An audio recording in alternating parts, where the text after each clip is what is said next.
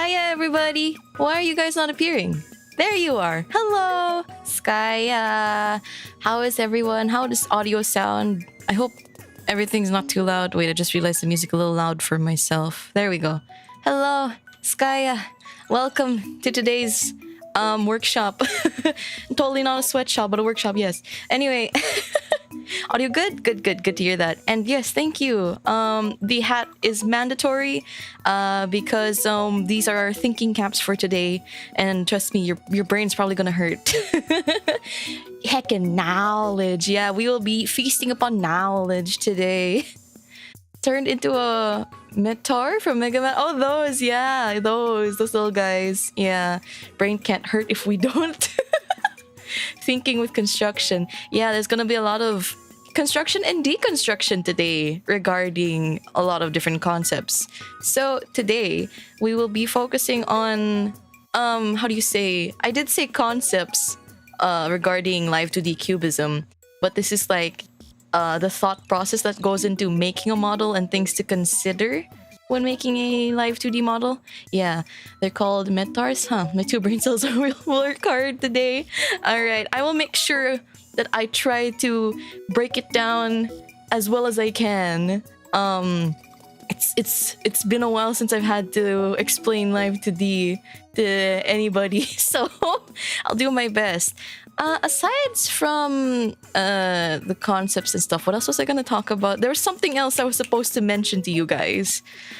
Oh yeah, okay, so basically how the flow is going to go is I'm going to list down the points of discussion today, and we will be implementing those points of discussion along with our process in making a Live2D model from scratch. I will, however, show you a sample of what can be made in Live2D. You know, aside from, you know, Utamama's amazing model that I'm using right now, what we can make, yeah?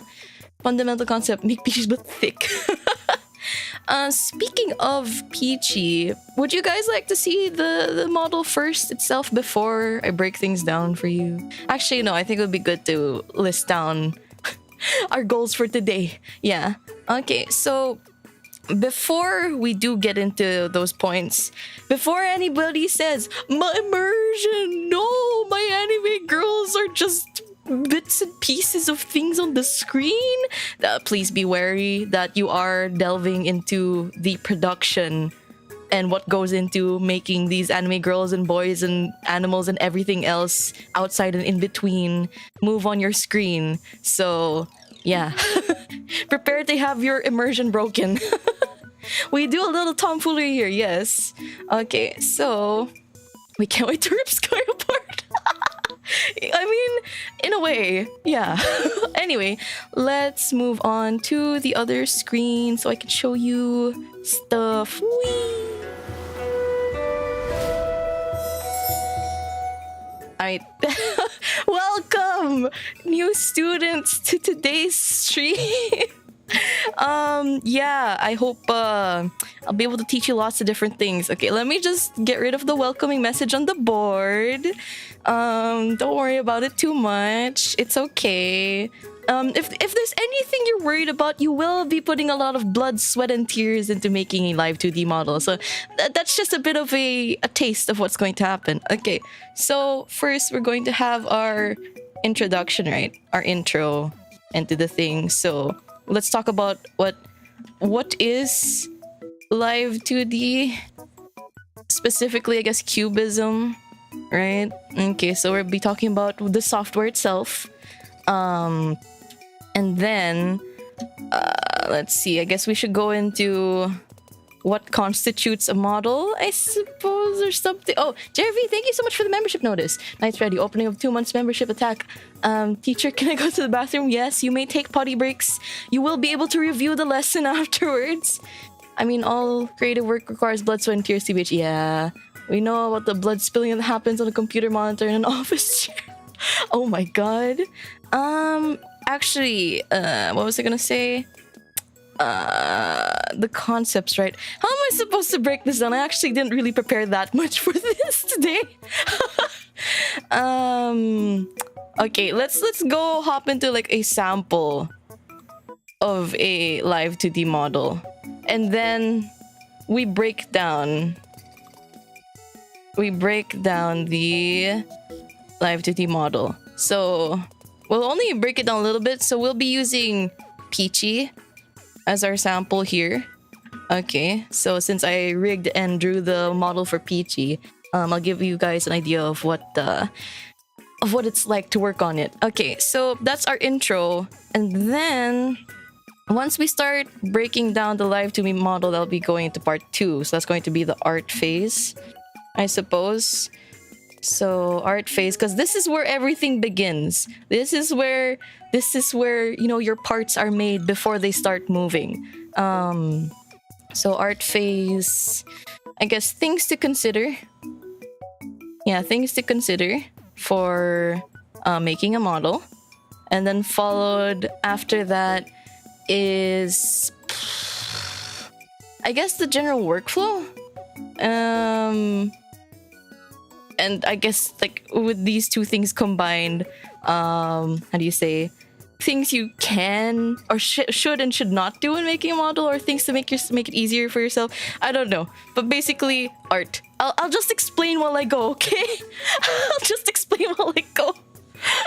All right, so let's see. I do believe I already have Live2D open, so let me just swap over the window capture to capture Live2D. I'm pretty sure I could use one of these. All right, so let's use this thing and excuse me. Where's Java? Oh yeah, Live2D Cubism runs on Java. So actually, wait. I'm supposed to talk about what Live2D is first. Live2D Cubism. Okay, you don't really need to see the software for this, but Live2D Cubism. Let's make a new. Let's make a new tab. So Live2D itself is like the patented technology. Patented. I don't know how to spell it. Of like moving 2D images to make it seem pseudo 2.5D. Yeah, 2.5D. And then Cubism. Cubism is the rigging software itself. And it's made by, what company was it again? I don't remember. But they're not that big of a company, if I remember correctly, when I visited their website. Live2D Cubism, be there, be square. Yeah. Okay. And then basically it's a software where you take in like a bunch of like parts. Like you have a stick man here, you have the arms, the legs, the torso, the head, you know, and then you basically add on to these things little vertices, so similar to 3D concepts, wherein you have points that of a mesh that deform and warp to change position and shape. And basically it allows you to move said thing around. Like, for example, if I use a what's this called again? A mesh deformer, basically something like that. You see these little points here? I guess we can call these vertices. This is basically how Live2D works. Honestly, like a base concept. Okay, so yeah, that's what it is. Currently, Live2D is the only software at the moment that's fully fleshed out that you can use to make VTuber models. But you can also make it. You can also use it to make things for games, animation. I'm pretty sure there are other applications for this as well. Some people use it for video effects as well. Like you've seen, I think people from what's it called? Iron Vertex, Artemis Guild make crazy effects for models. Yeah, you can do that too, though it's a bit tedious, if I may say. Allows you to resize models by stretching them. Yeah, pretty much. Okay, so it's Rainbow 2D animation 2D. Yeah, it is. Have you checked the... Yeah, Inochi 2D is going to become open source. I'm not sure if it's fully fleshed out yet. But yeah, there is also at the moment Inochi 2D. However, I have not kept up on the development on it yet. But I am looking forward to it because it is nice to see an alternative software. Especially one that's going to be open source. It's going to make things a lot more accessible for people, yeah. I can't believe my Oshi's just a deformed PNG. when it's used for spicy games, it's so good. Yes, yes, spicy animations. Let's go. So if I remember correctly, though, these two do not have the same format. Not same. I'm sorry, I'm using such an ugly hot pink. Not same format. So you might be able to translate some concepts from Live2D to Inochi, but I think in general they're not the same from what I've heard. Another software to take note of is stuff like Spine.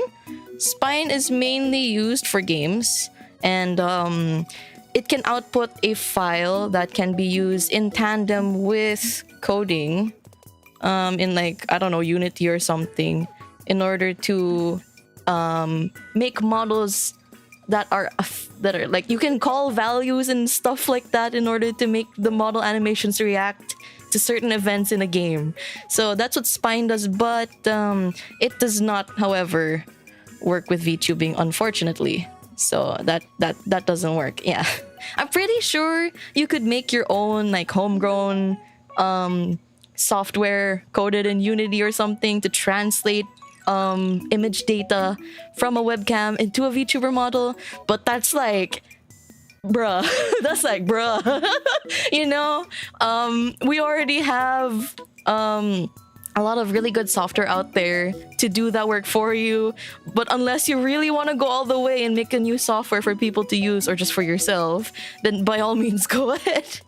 Okay, so that's Live2D in general. I'm sure there's plenty other animation software out there, but the only ones right now that can be used for VTubing at the moment that are convenient is Live2D, and I think Inochi has its own model software as well to read the Inochi files. So yeah, there is that. Okay, now let's go back to what's our, oops, wait, I was supposed to show you that later. later. Anyway, okay, moving back to Cubism. All right, so this is the Cubism screen. Welcome. This is Peachy, and the rest of it around here is the basic UI of Live2D. It may look a little bit overwhelming at first, especially since like there's a lot of like things and names and text that's not familiar, and what do these things do? We'll go over them one at a time, gradually. Okay, so here's Peachy. This is the model, yes. And as you can see, as I hover over these things, there are a lot of different items involved in Peachy's model, right? So first, let's give you a sample movement of Peachy. So here is the... Wait, let me unclip this. Here's the x-axis of Peachy. So what I'm moving here is a timeline where a lot of different items are keyframed to. So for example, what can we... Let's select a few things. Oh my god, that's a lot of things. Okay, so here, for example, we have... This thing is called a deformer. So deformers are the little boxes... Oh, sorry, this is a warp deformer, specifically. Warp deformers are boxes of Bezier curves and vertices wherein you can like move a bunch of vertices inside of the texture, move them as a group like this, and then you can keyframe these to different parts of the little timeline over here. I know this is a lot at the moment, but this is like I think it'll be a bit clearer once we go through it step by step, because right now I'm just like, I'm throwing you guys into the fire at the moment just to show you what it's like. So, inside of this warp deformer is the texture itself. So we have, this is the leaf, the actual art file, the layer that has all the vertices on it. Please don't look at my topology, it sucks. I kind of just auto-generate things like this. So this is the texture itself. As you can see, we can take it outside of the warp deformer, and it retains some of the shaping from it, even if you move it, but sometimes it can cause issues as well. All right, let's put that back down. Yukosho, thank you so much for the membership notice. Teacher, how long did it take you to learn all this? Also, it's been 2 months already. It's been so much fun. Yay! I'm glad you guys are having fun. Okay. I have been Live2D rigging since the boom of VTubing. So I started like 2020, I think. Yeah. And to get like the basics of Live2D, it took me a couple of months to really get used to it, I think. And then, well, I was looking at a lot of different tutorials alongside, you know, doing it myself. But then I think I only got really good past 1 year. And this is me rigging models like 2 models a month, I think. Yeah, something like that. Stuff like that, yeah. Almost 10k? Good. Because that means I can show you guys the surprise sooner. The drawings are deformed as she moves the x-axis to give perspective shifts so it appears 2D images in 3D space. A lot of math, yeah. So, okay, wait. I think I forgot to properly place it back in. Let's Control Z so that we don't annoy everything. And, okay, now let's, like, move Peachy in the space so we can show you what it looks like. This is an entirely separate window. So let me just bring you guys over to that. Where is it? Is it this one? No. Where is it? Can I refresh? Can I refresh the list of items? There it is. Okay, so this menu is called the physics menu, where you can kind of have a sample of how the model moves or how it would supposedly move in your facial tracking software of choice. So as you can see, Peachy's already got a bit of a floating animation. This is their breathing animation. And if I move my mouse around and left click, Peachy will start looking around and following my mouse. And also all these physics movements you see in the bow, on the leaf, those are also all keyframed by hand. And as you can see over here, if we scroll down, all of these moving little red dots on the bottom, those are the different physics parameters that are animating the ribbons and leaves and all that stuff right now. And also Peachy does have a little bit of butt jiggle. I don't know if it's noticeable, but it's there. Beep boop, Peachy unit engaged. Not gonna lie, the thumbnail did not look like a peach on mobile. Oh no. What did it look like? And then, you know, we've got stuff like... Okay, so this is how I activate Peachy's other mouths. So I actually have a parameter to just turn off the entire mouth texture. There's actually a lot of different items that go into the mouth. For example, if I open it up, there's the inner mouth, and then there's the outline for this part. And then we also have the outline for the top lip. And for all these textures, I just set the opacity to 0 to hide it. Like that. You can kind of see how it, you know, fades in and out. And then to turn on the other mouth, we have over here like sad mouth, like that. And yeah, that's how. And I just turn up the opacity to show that thing. And that's basically how expressions are done. Okay, so that's the sample, right? Now I gotta show you how I start with like conceptualizing and like making the art pieces. Okay. Oh, Erina! Is she in here? Hello, welcome! Erina, welcome! Yes, the peach. We are showcasing the peach. Oh, by the way, I know that everybody really likes this toggle a lot, but there is a backwards toggle for Peachy. There's a lot that went into this. There's a lot of stuff that went into just this. Luckily, I did some planning ahead for the textures and the... What's it called? The deformer hierarchy in order to make this work. But then I had to do a lot of extra adjustments in order to make this look half decent as it does now. Oh god, yeah, this was kind of a nightmare to do in a way. But in the end, I think it turned out pretty good. You'll get demonetized. Whoa! Body deserves detail. So what was I gonna say? Like, for example, if you normally have just a front-facing model, you wouldn't be drawing the extra textures of the bow here, like the middle piece and like the little sections over here, right? Because it'll be hidden behind Peachy, so you wouldn't really have to consider that. But in this case, for this model, since I wanted the backwards toggle, I had to draw everything else in. Yeah. Anywho, what else was I gonna say? And if you also notice, the feet at the bottom, they don't overlap to the front of the body, unlike... Where's the backwards thing? Unlike here, like sometimes Peachy's feet will come forward or like go underneath. Yeah, I also had to take that into account too. Anyway, so let's go over to the CSP software. Let me just close that. And let me take you back over to CSP, which is where I do all my drawing.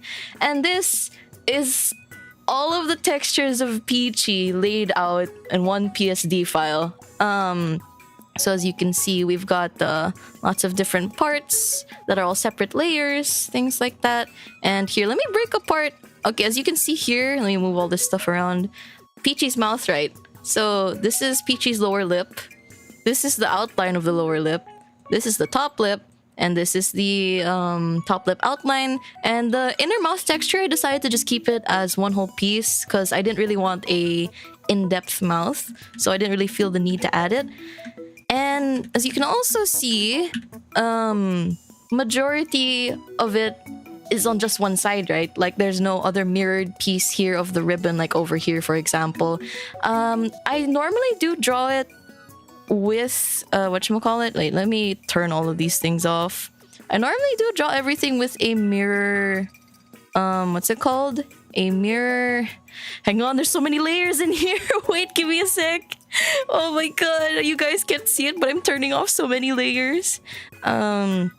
A mirror symmetry line thing. So like this is the base sketch of Peachy. This is like, yeah, the base sketch of Peachy, as you can see. And this little purple line in the middle is a symmetry ruler. Yeah, it's a symmetry ruler. So basically I can draw like other layers with it and it'll mirror it on the other side. And that's how I make drawing it faster. Wait, where am I going with this? Where am I going with this? Brain. Come on, Skye, think. Come on, Skye, what was it? What were you talking about? Yeah, so basically what you can do is draw a completely symmetrical model, and then in the Live2D rigging process, that's where you mirror it. I also noticed that by mirroring texture files, by only having one item of each on your PSD file, it also saves space on your texture atlas, which we will be covering later. But this is another thing to keep in mind that helps with storage and dealing with memory on your computer, stuff like that. Okay, layer management 2. Yeah, I have a bunch of folders. There are a lot of different folders in here. I think I should be showing you guys the folders, but maybe I'll send it in later or take a screenshot of it. Okay, so going back into the concepts of Live2D models. So basically, to make things move, you want to separate things that will move independently of each other. So for example, if I have an anime girl, let me add a multiply layer. So let me say if I have an anime girl, right? Okay, let me just erase this. So we have her face. Okay, we have the anime girl face. Okay, so excuse me. You'll have to take into consideration what parts will be moving a lot, what will be stationary, and what you want to be, how do you say? You also have to consider void. Okay, what is void? Void is the empty space between or behind objects in a model. Okay, so alright, so we have anime girl, right? You could say that when you're drawing a mouth, like you're just drawing it normally, right? Like you're just making an artwork. You would draw it something like this. And then like you have your outline for the mouth, you have the tongue, you have some teeth, and then, you know, you do a little bit of shading here and there, stuff like that. And there you go, you have a mouth. However, when you're animating it, if you're just gonna take it apart without considering void, you're just gonna have like, oh, this tongue is going to be cut out from the rest of the mouth, and there's just gonna be a plenty of like empty space right here. And that's not gonna look good. So what you do for Live2D modeling, you will draw things separately. For example, you have here, okay, let's say you have the upper lip thing, right? This is skin to cover the inner mouth texture. Okay, and the inner mouth texture would be something like, so this is like the inside of the mouth, and that's like, it's all dark. This is like the color you see in the back of the mouth. And then you would also draw, for example, the tongue is a separate piece like this. And then I guess you could say you also have your lower lip, the outline and the lower lip item itself. And then when you layer them together, give me a second, let me try to do something like this. Okay, so like for example, you can put this on top here and it will be, you know, you can move the tongue around without having to worry about there being any empty space or lack of texture behind it. And then you can move these underneath this thing, and then, you know, you can animate the lips on top of it without there being any empty space behind the lips, stuff like that, right? Yeah. The void. Dear God, Skye, what's up? Ah, yes, the ultimate life form. Now you're speaking my language. Anyway, so yeah, that's basically the breakdown of how you should take into consideration drawing parts. Things can get a bit more complicated the more detailed an object is, of course. For example, eyes, right? So let's draw anime girl eye. Where's my black ink for my pen? Again, normally you draw it something like this, right? So you have like the eyeline, some eyelashes, the eye white part is called the sclera.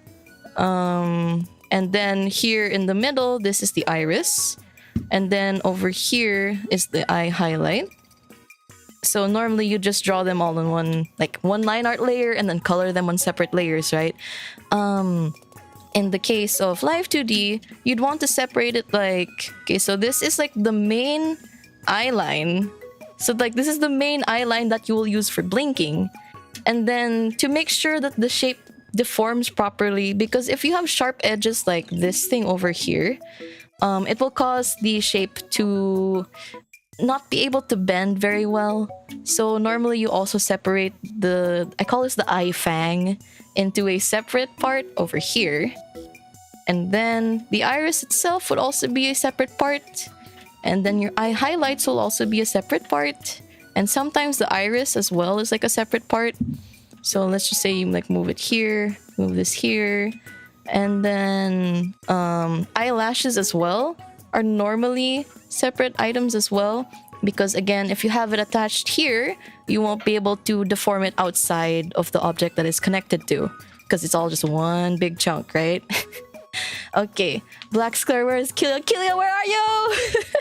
Actually, does my model have eyelash physics? I forgot to check here. Let me zoom in. Yes, as you can see, if I zoom in, you can see that Utamama has given my eyelashes physics. It's a little hard to see, but you can see my eyelash waggling. You can tell that it's a separate piece because it's moving on its own, but it's not affecting the rest of the eye line, right? Yeah. Okay, let's put myself back now. Okay, let's put myself back now. You never noticed? I actually didn't bother to check. I feel bad. Also, Skye, hello. The shadow on the sclera also. Yeah, the shadow on the sclera as well. It can be a separate object if you'd like, but you can get away with it not being, how do you say, not being its own layer.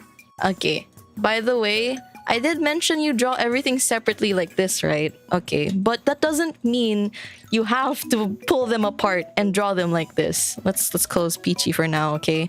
What you can do is, you know, you draw it like this the way you normally would, and then you like cut them out. You cut things out and then paste them onto separate layers, like this, right? And then you cut them out. And then you can color them in on these separate layers if you like. What some other people do is they actually do go out of their way to line art everything individually. And then color it in on those individual layers. I feel like that process is a bit more tedious. However, it is very good for art styles that are more cel-shaded.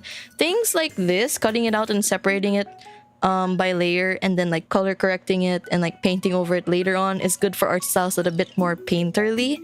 By painterly I mean stuff like, okay, let me show you guys. So let's say we have this cube here, right? This really funny looking cube. Okay, so we have this. That's our cube. And then we have it like this, right? You could say that this is cell shaded. Something like that. But if we're talking painterly, it's something more like... Hang on. Give me a sec. Something more blended, I suppose. For example... Give me a second. Like, the edges aren't as pronounced, I would say. So that's like... So this is something like a painterly art style, I suppose. Give me a second. I'm not doing too hot right now, guys. I'm not doing too hot right now. Okay. I feel like I'm going a bit fast for everyone. Is everyone like, are we kind of clear on some of these concepts so far? Does anyone want to ask any questions?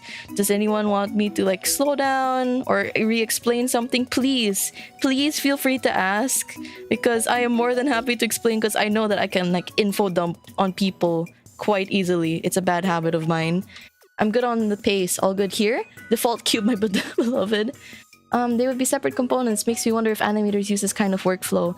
I do believe that for models, rigged models for shows like, you know, that animated Rapunzel show, that I do believe those are models that are like puppetried. You know, they have bones on them and they animate them like a puppet. But for traditional hand-drawn animation, I think normally people just draw only what's necessary. Yeah. So for hanging on, what about the light reflecting off of the ground? Oh, you mean the bounce light stuff? Here, let me there, something like that. Ewan ko na. But yeah, painterly. I don't think I have... Do I have any samples that I could show you guys at the moment? I don't actually know. But anyway, yeah. So for cell shaded, let me write that down. And then painterly. The nice thing about line arting it individually is that you get to keep all of your hard edges like this. Sometimes these are very important in an art style, especially if it's, you know, one of the key components of your character art or whatever kind of art you do. As for painterly, again, painting over it allows for you to correct and change things and have it flow a bit nicer depending on your art style. But again, to each their own. Neither is better than the other, of course.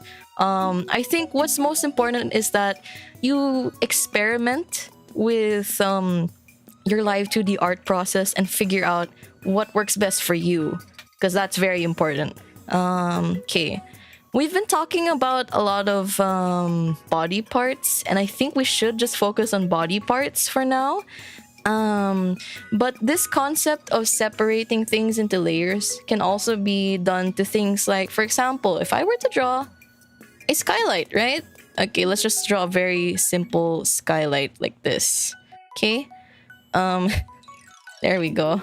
Yeah, like this little buddy right here, right? So, aside from like the feet being separate objects, like that, right? If I were to, for example, have a highlight layer like this, like a shiny highlight layer, I could separate this entire piece of highlight and then rig it to move left and right as the skylight turns around in order to give it a more three-dimensional feel.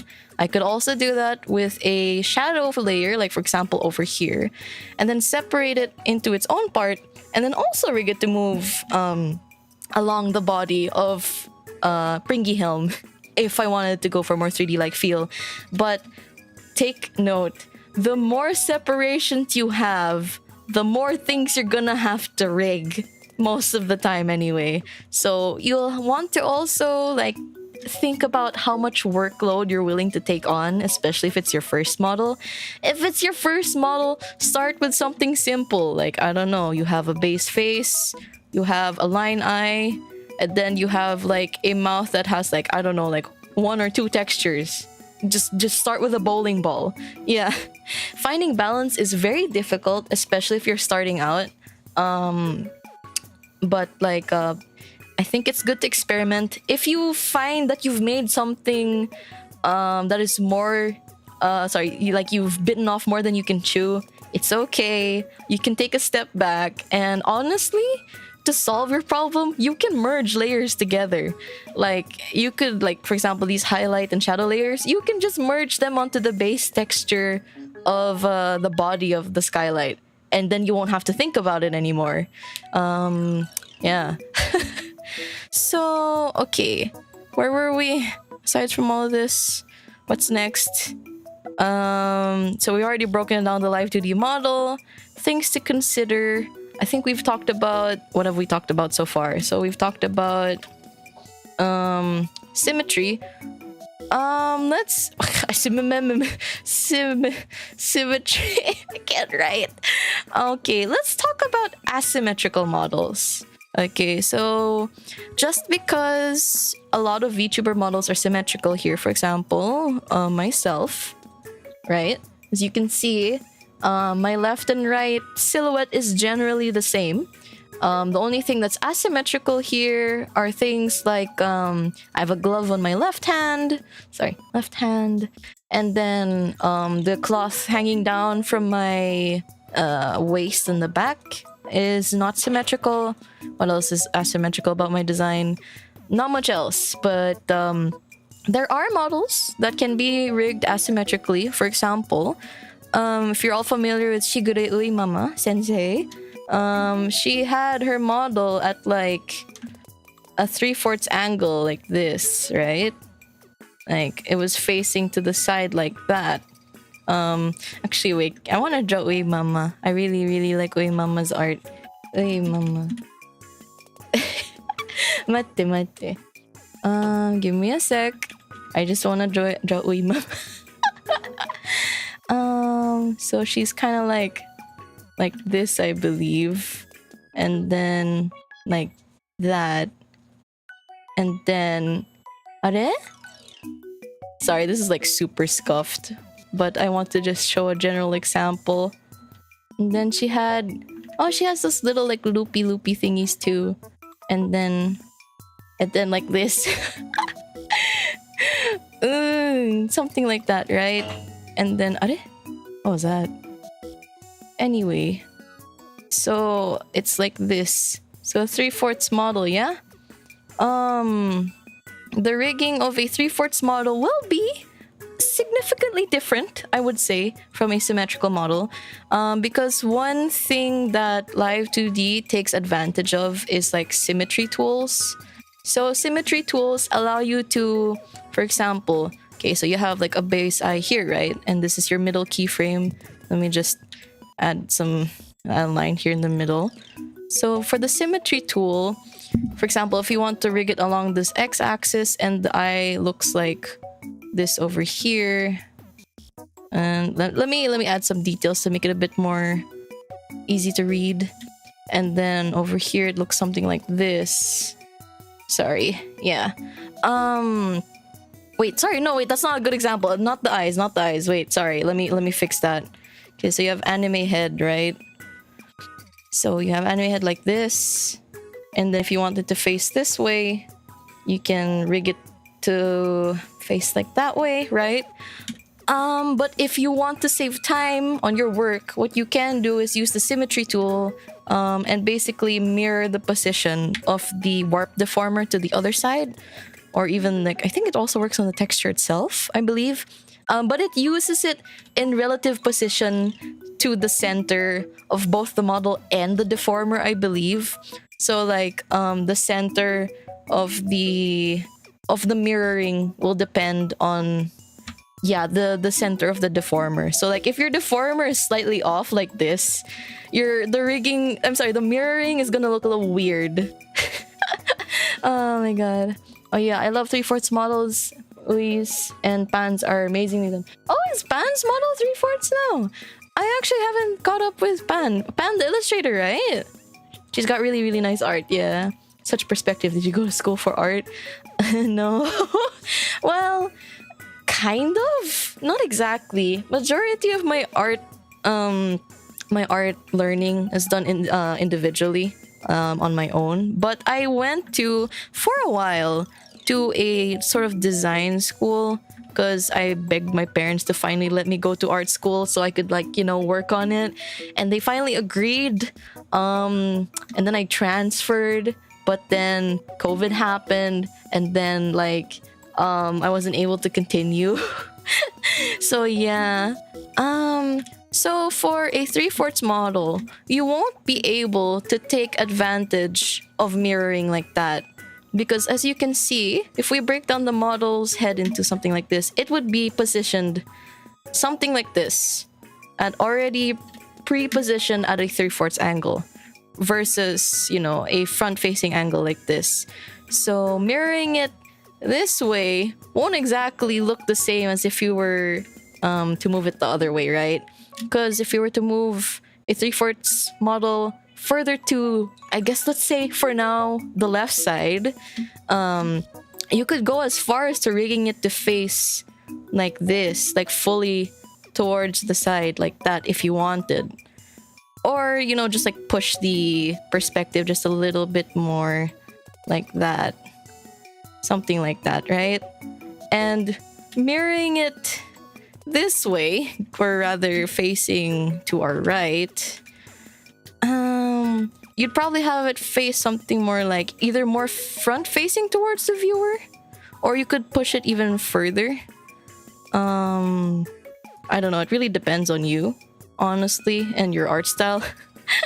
Something like that. So as you can see, the angle of this and the angle of this is vastly different. And not to mention, the neck positions will also be very different as well. As you can see, since she's facing more towards our side, the neck is more visible here, like the side of the neck. Whereas facing here, towards more to the right or towards the viewer, the neck is more positioned in the middle of the head. So yeah, with the sideways stuff, would you have separate objects? Are you deforming the front-facing stuff? I have made a side-facing model once before. This nose part, like this little section here, was a separate piece of like, so like there's like the nose ridge like this, right? And then like I have like a bit of skin, and then it kind of like, oops, oh my eyes. Give me a second, I have to turn on the fill gap. And then basically I had it like fade out like this, so it'd be a bit easier to like blend into the rest of the face. And then I'd kind of like rig it to move a little bit side to side, and then I'd turn the opacity up or down depending on what angle it was at, like if I wanted it to be visible or not. So, but that's like an advanced thing. I'd say start with, if you're a beginner, start with a symmetrical model to get your, you know, your feet wet. Yeah. Okay, so that's symmetrical versus asymmetrical models. You can get away with some tricks to make it easier in asymmetrical mode, but in general, yeah, it's very different. Let's see, where are we? What else are we going to talk about? Let's merge all of these together. Okay, so the general art flow of how I make a model. Okay, I think this might be a bit easier to understand. I'm sorry, I feel like I'm overloading you guys. I feel really bad. Okay, so normally what I do is I have... Okay, so I'll set down my symmetrical ruler. Usually I'll put it like smack dab in the middle of where I want the model's center point to be. Sometimes it's a bit difficult to get right, but like honestly you can adjust the center point later on while you're rigging, so it doesn't matter too much. And then for my symmetrical ruler, I'll set it to show in all layers because I'll want to use that later while I'm drawing the line art. So let's say I want to start with... I want to make this a model that we'll be using for the rest of the rigging tutorial.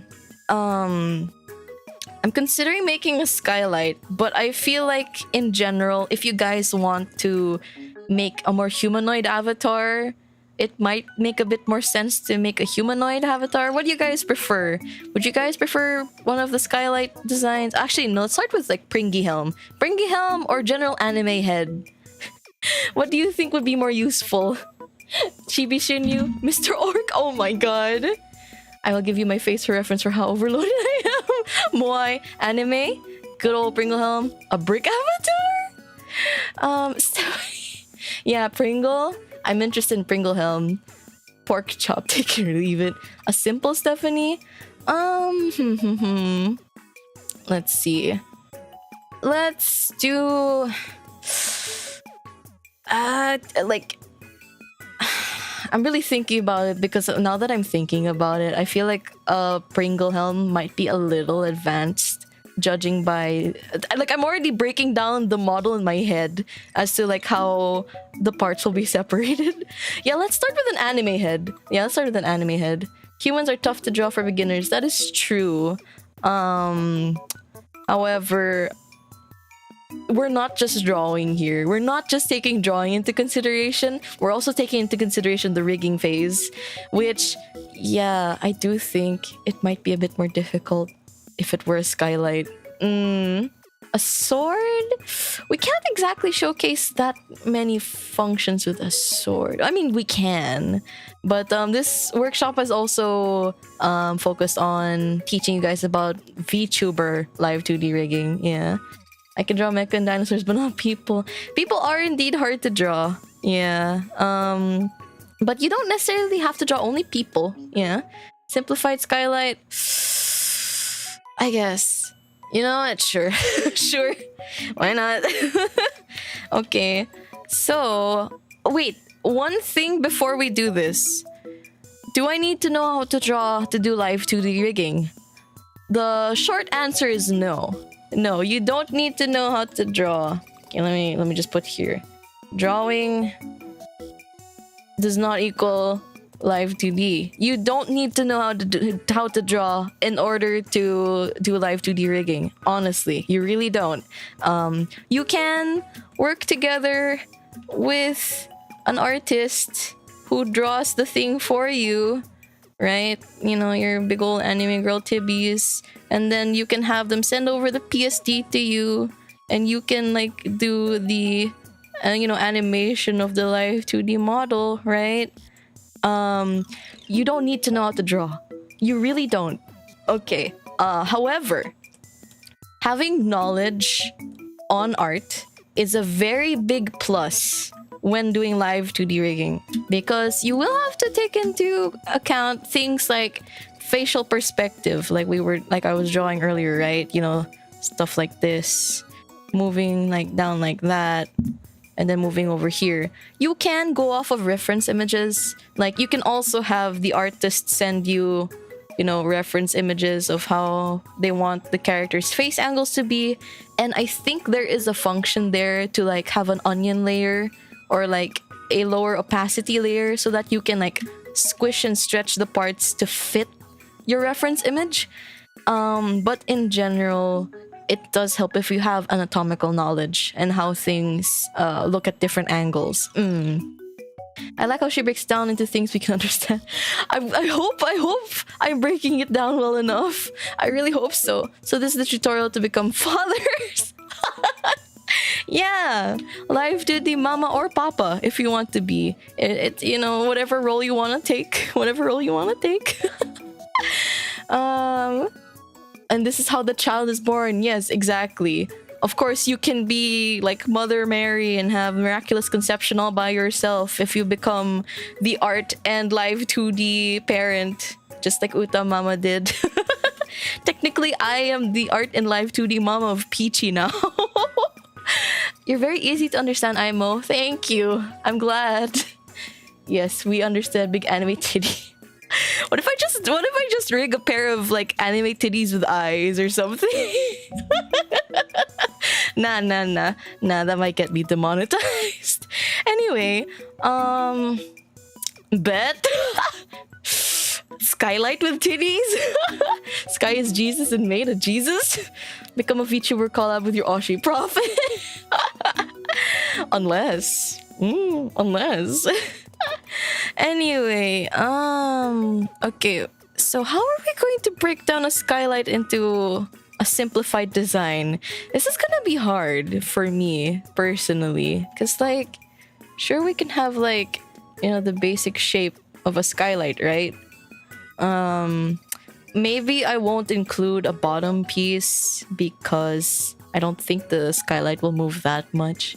So we have the base body, sure, but then there's also like this extra piece here that will go on top, and then we have like these little hole things here, right?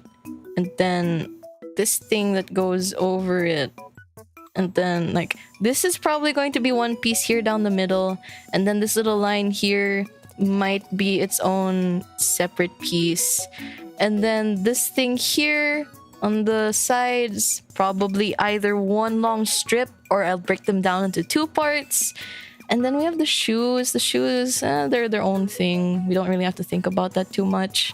The wings, however, since it will be moving from side to side, we'll probably draw them flat like this. So we'll draw the wings flat like that. And then we'll like deform them into something flat against the head afterwards. And then for the top part of the head, I'll probably need another extra texture to like clip onto it. And then maybe like, actually this might need to extend further up so that we can like squash it downwards when it's facing towards the viewer. Because, okay, wait, let me draw this in another angle to explain. So all of these extra little things that I'm drawing here and there, and like, you know, drawing things as they wouldn't exactly appear on the model, is because I'm taking into account stuff like, okay, let's draw a skylight from a somewhat top-down-ish 3/4 angle. So we've got like this, right? And then we've got the extra bump that goes around the head. And then this thing that kind of wraps around the top, right? Did I ever draw the back of a skylight head? I don't think I did. So like this section up here, I'm taking these into account for these extra little parts here. So like this thing, and then this thing. And then the wings. Like if it were facing like sideways, then we'd see more of it. But if it were facing forward, it'd be something more like that, right? Chibi Stephanie, do you plan to become a chibi character VTuber which becomes more and more common these days? Chibi kyara? The super deformed kind? Maybe. I'll have to ask management, of course. Skylight when they drop their hot pocket. Oh no, my hot pocket. Chibi Skye would be nice, but like, you know, if I'm gonna get like a chibi model, I want the others to also have their own too. Like, if I had the time, I would make for everybody. But like, you know, streaming a lot of different things and then doing work behind the scenes doesn't leave that much time for me to do extra stuff. Well, maybe in the future though, like I could dedicate streams to dedicated wham. Anyway, okay, aside from that, the only other thing we'll really need is like irises for the skylight over here. Wait, where's my brush? So yeah, like this. And these will be like separate pieces. I guess I could add in a glow layer. And then if I want to go extra ham, the skylights also do have these little extra studs. I'll have to draw them as separate pieces as well. I probably can just draw one and then rig it to move left and right. Is there anything else I have to take into account? This thing can work like an eyebrow. And then there's no mouth rigging. That's the problem. I won't be able to rig a mouth. And I do want to show you guys how to rig a mouth because that's kind of, what's the word? It's important, you know? Art streams, killing two birds with one stone. You're right. Chibi VTuber would be cute. Then we got the Squeeze and Tears of the Kingdom too. Yeah, I actually have been like telling myself I need to stream Tears of the Kingdom more. Add a mouth anyway. Add a mouth to the skylight. He looks funny. Oh no, I don't like this. I don't like this version of the skylight. I don't like this. Oh no. I don't like this, guys. I really don't. Wait, let me outline this. And he's got to have teeth too and a tongue. I don't like this. I don't like this. Can you do a grate, like a helmet version? That still won't showcase the full capacity of rigging a mouse. Hey, that's me. Oh my god, I really do think we'll need to make a humanoid for me to showcase everything that we can do with Live2D, or at least the basics, okay? Because there is a dedicated mouth shape, mouth opening, eyebrows, and like all these other like eye features, parameters in Live2D. So I kind of want to show you guys all the basics of that stuff. Non-canon fever cheap. Anyway, okay, so let's just draw like a random head. I don't know. Let's make it chibi to make it simple. Okay, so we have a squarish head shape. And then we have... Okay, this is just a sketch, okay? So... Oh, I'm using an eraser. Why am I using the eraser? So... Okay, wait, that's too far apart. I'm just marking where stuff would be. Let's include a neck. We don't really have to include the body. So we have this. And then... Okay. You guys want to make a cute little character or something? What do you want this to look like? You look great today, thank you. It's the hat, isn't it? The hat compliments my eyes. Always down for random. Remember to hit that bell icon to be notified whenever Skye streams so that you don't miss out on Gorilla Tears of the Kingdom like me. Oh no. Stephanie, knock off Miku. Knock off Miku. Someone wanted Chibi Steph earlier. Okay. Do you want like... Alright, knock off Miku? Or let me put up a poll. Start a poll. Okay, so we have who to make. Knock off Miku, Stephanie, or what? We could also... Actually, I don't know if she'll allow this. I was thinking of Boss, Miss Airy. Skye as a Vocaloid, Small Ryu for your lolly voice. Oh yeah, Small Ryu. Yeah. Small Ryu / lolly Skye, I guess. Ask community, go. Oh my god. Oh yeah, wait, I will show this later once we are done. But I will show you guys something later. What's the poll looking like right now?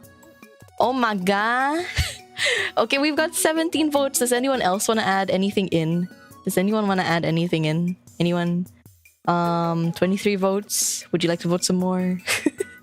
There's a very big, overwhelming section of votes, I must say. I won't say for what, but yeah. Okay, that's 33, 34, 36, 37, 39, 41.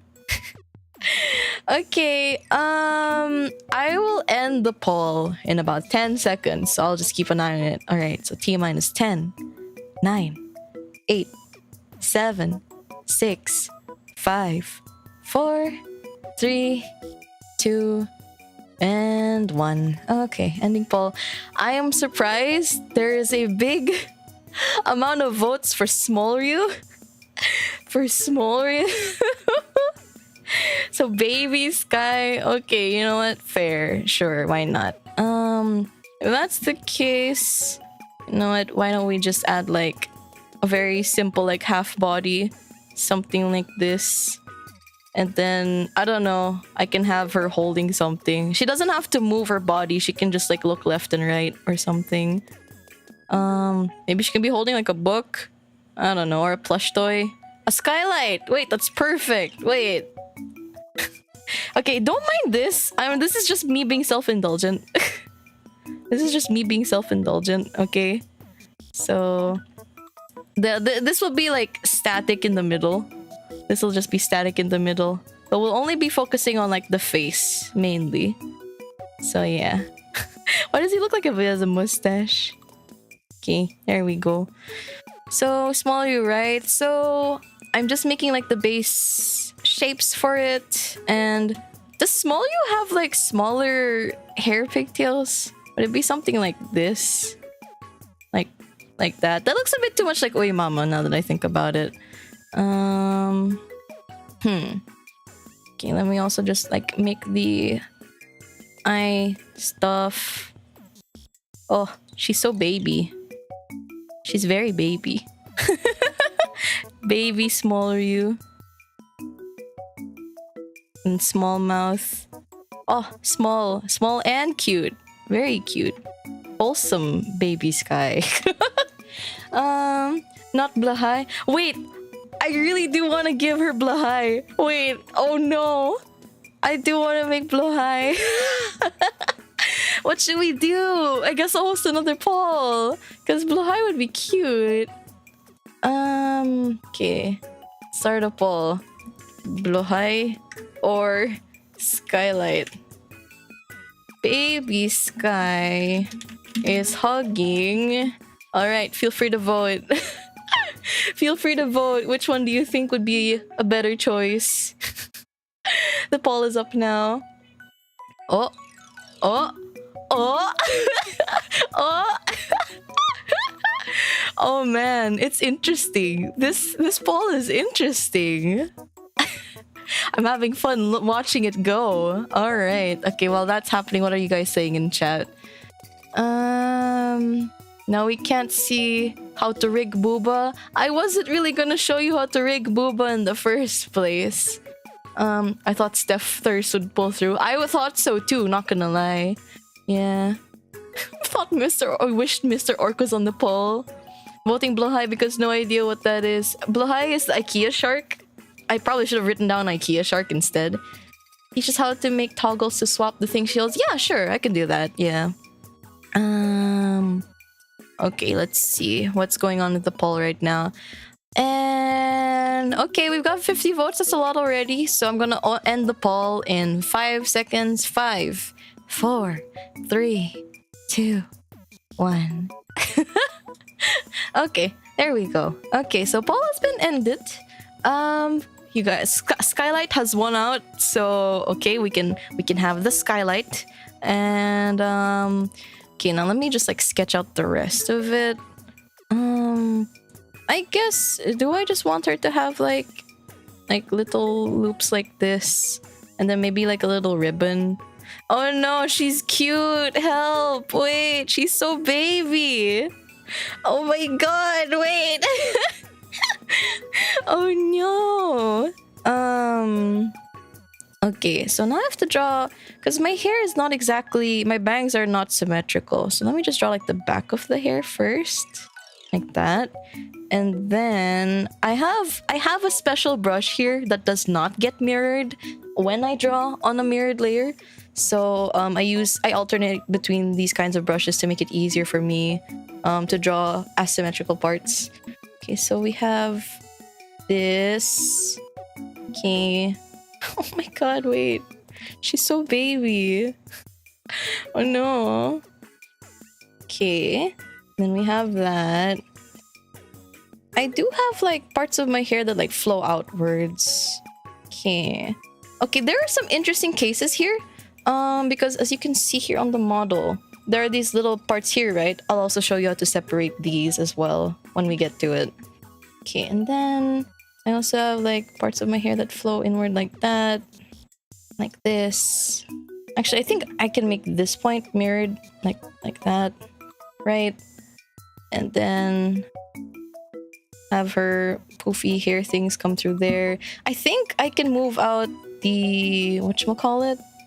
I can move out the hair loops a bit more so that we can see some of it better. Okay, there we go. And then we add the bow here. She's so small. She's so tiny. And then maybe the wings can be like really small, like this. Wait, she's cute. Oh no.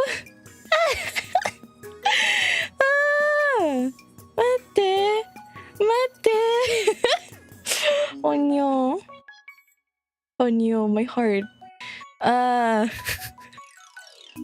no. Okay, wait, there we go. And then a few feathers down here. She's literally baby. And then, okay, these little tufts here. There we go. Ah, kawaii. Oh, wait, let me move this down a bit. Yeah, there we go. And also, if you're using CSP, the tool for what's it called? This liquify tool can also be used on symmetrical on symmetry rulers. So yeah, must protect. Let me save this. Smaller U L2D. That's what I'm naming it. Smaller U L2D. Okay. Is she wearing anything different from me? What's she wearing? Also, let me clean up her sketch a little bit more. Something like this. There we go. Baby. Kawaii. Gotta love those Katara hair loopies. Yeah, Katara hair loopies. Actually, would she even have pigtails? Would she have pigtails? Actually, wait, this is kind of cute. Having it short like that. I like this. God damn it. God damn it, she's cute. Baby Skye must protect. Does she have the Warden skill yet? No, she would not. It's about to turn into an art stream for small. Flingerhelm is my friend. Something like that. Oh, she could be like, お兄ちゃん、一緒に遊ぼうよ。 something like that. Oh no. I don't know. Maybe we could just have her like in a little like, I don't know, suspenders and like thing like this, or I don't know. Clip that. Oh no. And then yeah, we could just have her like with like those blue long sleeves. I kind of want to give her like the kindergartner's outfit, the one that's like blue, and then you have like the tulip badge thing. I want to give her a hat. She's so cute. I'm gonna cry. Well, anyway, let's just end with this, like that. Yeah, there we go. Oh my god. Okay, you know what? This is fine. This is our smaller you. I have the kindergarten helmet too. Oh yeah, it could have. You know what? Let's not focus on that now. I can add that at another time. But wait, what is the canvas size for this? This isn't the right canvas size. Okay, so let me talk about canvas sizes now for Live2D models. Okay, so ideally, you want your width to be a little bit bigger than what the resolution you're streaming at is. So the width of this canvas right now is 1920. I normally stream at 1920 by 1080p, 60 frames per second. So if you want to be able to zoom in really close to your model, you'll want to have it significantly bigger than 1980 pixels wide. So you can go as far as like, I usually go for like 3000 pixels wide. And then for the height, let's see how tall this model will be. So let's just make it like 4000 pixels for now. Okay. And since I wanted to stay at the center point, I will use the transform tool, but then I'll only change the scale ratio. It's automatically centered on the center of the object you're selecting. So I'm just gonna like size it up by like 500. Oh, she's wide. Maybe a little bit further. So, okay, that's 550 times wider. And then let's make 550 times taller. Okay, this is a pretty good size. Excuse me. It's not perfectly centered on the canvas, so let's just move it a little bit. I think this is good. Okay, so yeah, this is baby smaller you, and now she is this big. Yeah, so when she zooms in, you'll be able to see her face this close. This close when you put her into the software. Very cool. Okay, is there anything I want to adjust? Not really at the moment. Wide. Yeah. So what we can do, I guess we can close the rest of... Let's shove all of these other things into a folder, because there's a bunch of layers of our talk from earlier. So this is gonna be our sketch layer, and basically what I do is I lock it, and then I just turn down the opacity as I go in order to like line art everything. Is there something else I want to talk about? Oh, for if you're drawing on software, there's this thing called DPI, which is like density pixels per inch. Normally, you don't have to worry about that when you're drawing for just a screen. So you don't have to edit anything unless you're going to print that art. So you can leave it as at 72 DPI because that's like the minimum for displaying it on a screen, pretty much. Too cute, getting diabetes. Yeah, she is really cute. I can't wait to start, I don't know, rigging her. I'll probably keep it like super simple, if I can help it.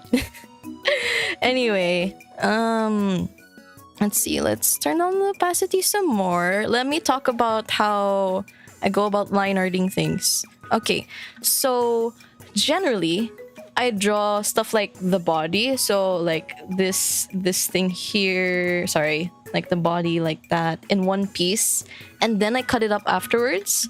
But for things that are a bit more delicate, such as the eyes, because there's like a lot of separations here in the eyes, I draw the eye line separate and then the iris separate, as well as the highlight, and then I just like individually color them and stuff.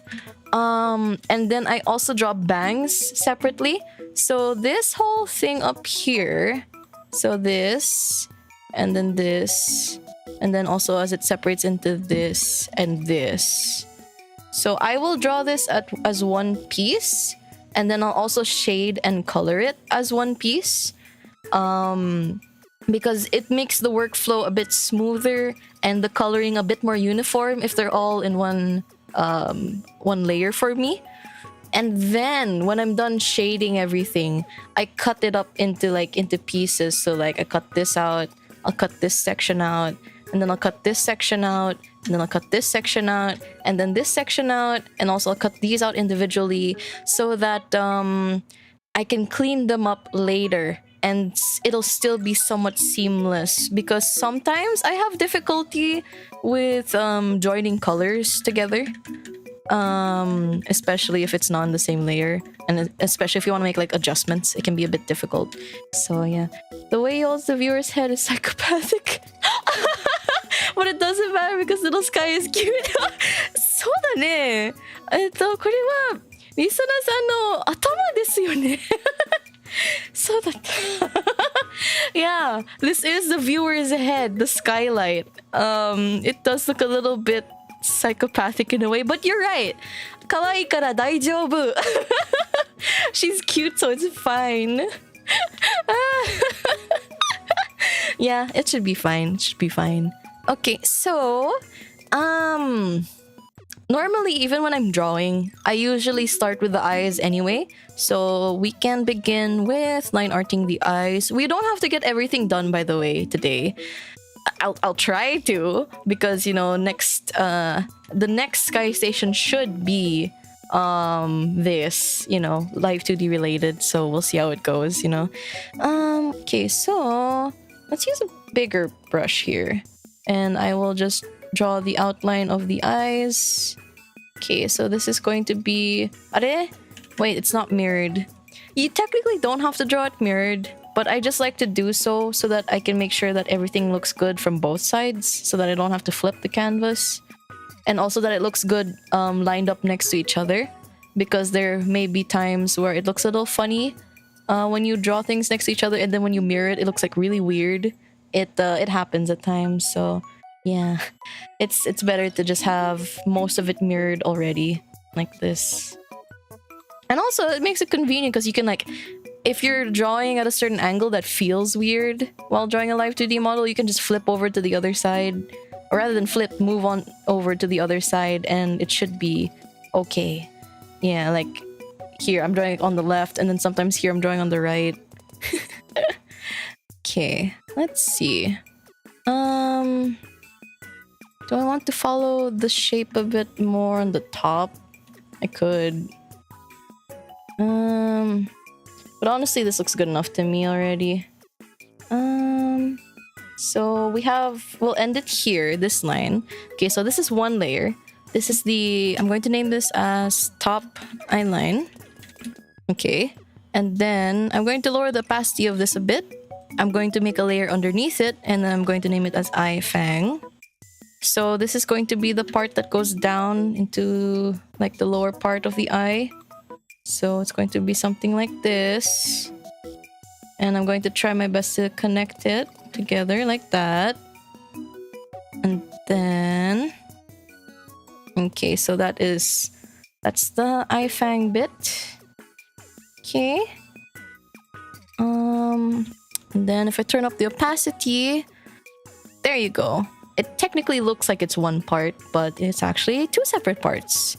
So let me just lock the eye fang because I noticed that there's some empty spots here in the top eye line. Okay, so we've got that. Now let's lock that layer. We can color it in later on. Yeah. Kawaii with justice. That's true. That's true. Oh wow, this is wild complicated. Going to bookmark this and watch in detail. Amazing. It is pretty complicated. There's a lot of things to like take in at once. I do think that streaming it in one go like this is probably not the best way to learn it. I would highly recommend looking at tutorials instead. The ones I grew up on were Kira Omori's Live2D basics. Live2D has changed a little bit in the time those tutorials were made. Those were like made 2 years ago or something. But a lot of the basic concepts are still the same. So I do think it's a good way to get into it. Who else is there's so many tutorials now, guys. There's so many. So like you don't have to worry too much about like not being able to find information. Okay, now let's make the iris. This is going to be the line art for the iris. I'm gonna choose a slightly thinner brush. Make it 7 pixels. And then make the eye line here. Okay. Let's clean up the line art a little bit. Then also over here.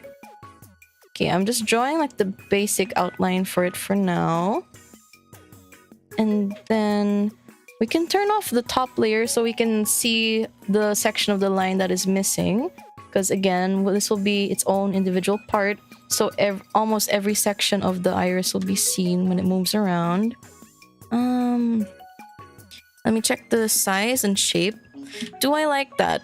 Not really. I'm going to use the liquify tool to adjust the shape a bit more. To get a shape I like a bit more. Like this maybe. That's okay. That's alright. I think I want to move it, oops, inward a bit. Something like that. There we go. That's a bit better. I think it's the eye line here that makes the shape a bit weird for me. Yeah, that's okay, I think. One other thing you might want to note while rigging Live2D models, if your irises are a little bit too close together, sometimes the movement might look a little weird. It really depends. Because like here with this eye, it will reach the end of your sclera, the eye white, sooner than the other eye here on the right will. So it might look a little weird while rigging it. So I'm gonna space them out a bit more. Like this. Like that. That's a bit much. Let's just make it like 2. There we go. Okay. I don't know if you guys can even see the difference, but it's there. Okay, I'm going to check the top again. I feel like the top needs a bit more roundness. So I'll do that. Okay. And now that we have that iris, we can lock that for now. And then... actually, I think I'll fill in the iris with a color already. So this is the second layer underneath the line art layer for the iris. So I control A and then I deselect magic wand the outside area by holding Alt and then clicking on the outside area. And then I go to the layer where I want the color to be, which is underneath the line art layer. And then I fill it in. So this is the base for the iris, as you can see. This is separate from the line art for now. I'll leave it locked and I will color it in and then merge it with the line art layer later when I'm done coloring it. But for now, we can leave it like this because now I would like to add the eyebrows, honestly, you can just leave them as one item, like just a simple line. They don't need much else. Oh wait, I forgot about the sclera. Okay, so for the sclera, I'm making a layer underneath the color of the iris. So I'm naming it sclera. And then I'll pick a white color. And then I'll kind of like trace around the shape of the eye and how I want the sclera to be. Maybe I'll turn down the opacity for the iris a bit because, oops, that's not the right layer. There we go. Okay. And then over here, I didn't need to flip that. What am I doing, Lamau? Anyway, so we have this. And then put that over here. And then if you check underneath the top eyeline layer, as you can see, we have this closed shape. Okay, so now that we have a closed shape, we can do the thing again. Control A, deselect magic wand, and then fill it in. This is the sclera. And then we can turn up the opacity of everything else. It'll look like this. And as you can see, the tips of the bottom of the iris are peeking out. Later on, when we're done coloring it, we will clip them onto the sclera layer like this, so that it only shows up where there is where there are pixels on the sclera layer. And also, you'll be able to move it around like this, which kind of looks like, you know, eyes actually moving around on a model. Yeah. Anyway, I'll unclip that for now. Also, the eye fang is still low opacity. So those are the eye parts. If you want to get extra detailed, of course, give me a sec. Let me name the eyebrow layer. Aside from just this, you can also say have a layer for like eyelid bottom. So if you want to have an eyelid on the bottom like this, you can make an extra layer for it. And then, give me a second, add something here so that you kind of have like an eyeshadow thing going on down there. Kind of like on my model right now. Let me zoom in. Utamama has added some like eyeshadow at the bottom of my eyes, which is very pretty, by the way. I'm very glad that she did that. But like normally I would do this once I have the skin color down, so we can do this later. Aside from this, you could also add like eyelids like over here, for example, like add an eye crease, and then you'll also have to add some like shadow in this area, like fill it in. But we can do that later. Yeah, once we've put down like the head, the base of the head. Yeah, Skye got the zoomies. Is that what's called distorted style in iMango? I believe it's called super deformed. Yeah, super deformed style, the chibis. So yeah, that is what we're doing today. For now that I have most of the main parts done for the eye, I'm going to shove them into a layer. Oh, sorry, a folder. So let me just delete that extra empty folder. Okay, putting everything into a folder, and I'm going to name it eye. Just eye. I'm only naming it eye for now because what we are going to do later is that we are going to select the folder, and then what we can do is like select one half of it, like over here. And then we can cut everything that's on that side of the folder and then paste it. It'll appear as its own folder. And then you'll have everything inside those folders separated by left side, right side, which is very convenient for model making. It will be named as like iCopy, but then you can just name it as like ILIR. Okay, I think this is a good point to bring up at this point in the workshop. So to clarify, models' eyes are not in the same orientation for us. So technically this eye is L and this eye is R. Even though us as the viewer, we are viewing it as, say, for example, okay, sorry, these are our eyeballs, right? This is the viewer. This is our right, this is our left. The model naming convention is in the perspective of the model. So it's like this. So everything here is right side, and then everything here is left side. Please take this into account. Yeah. It's also the same for 3D modeling as well.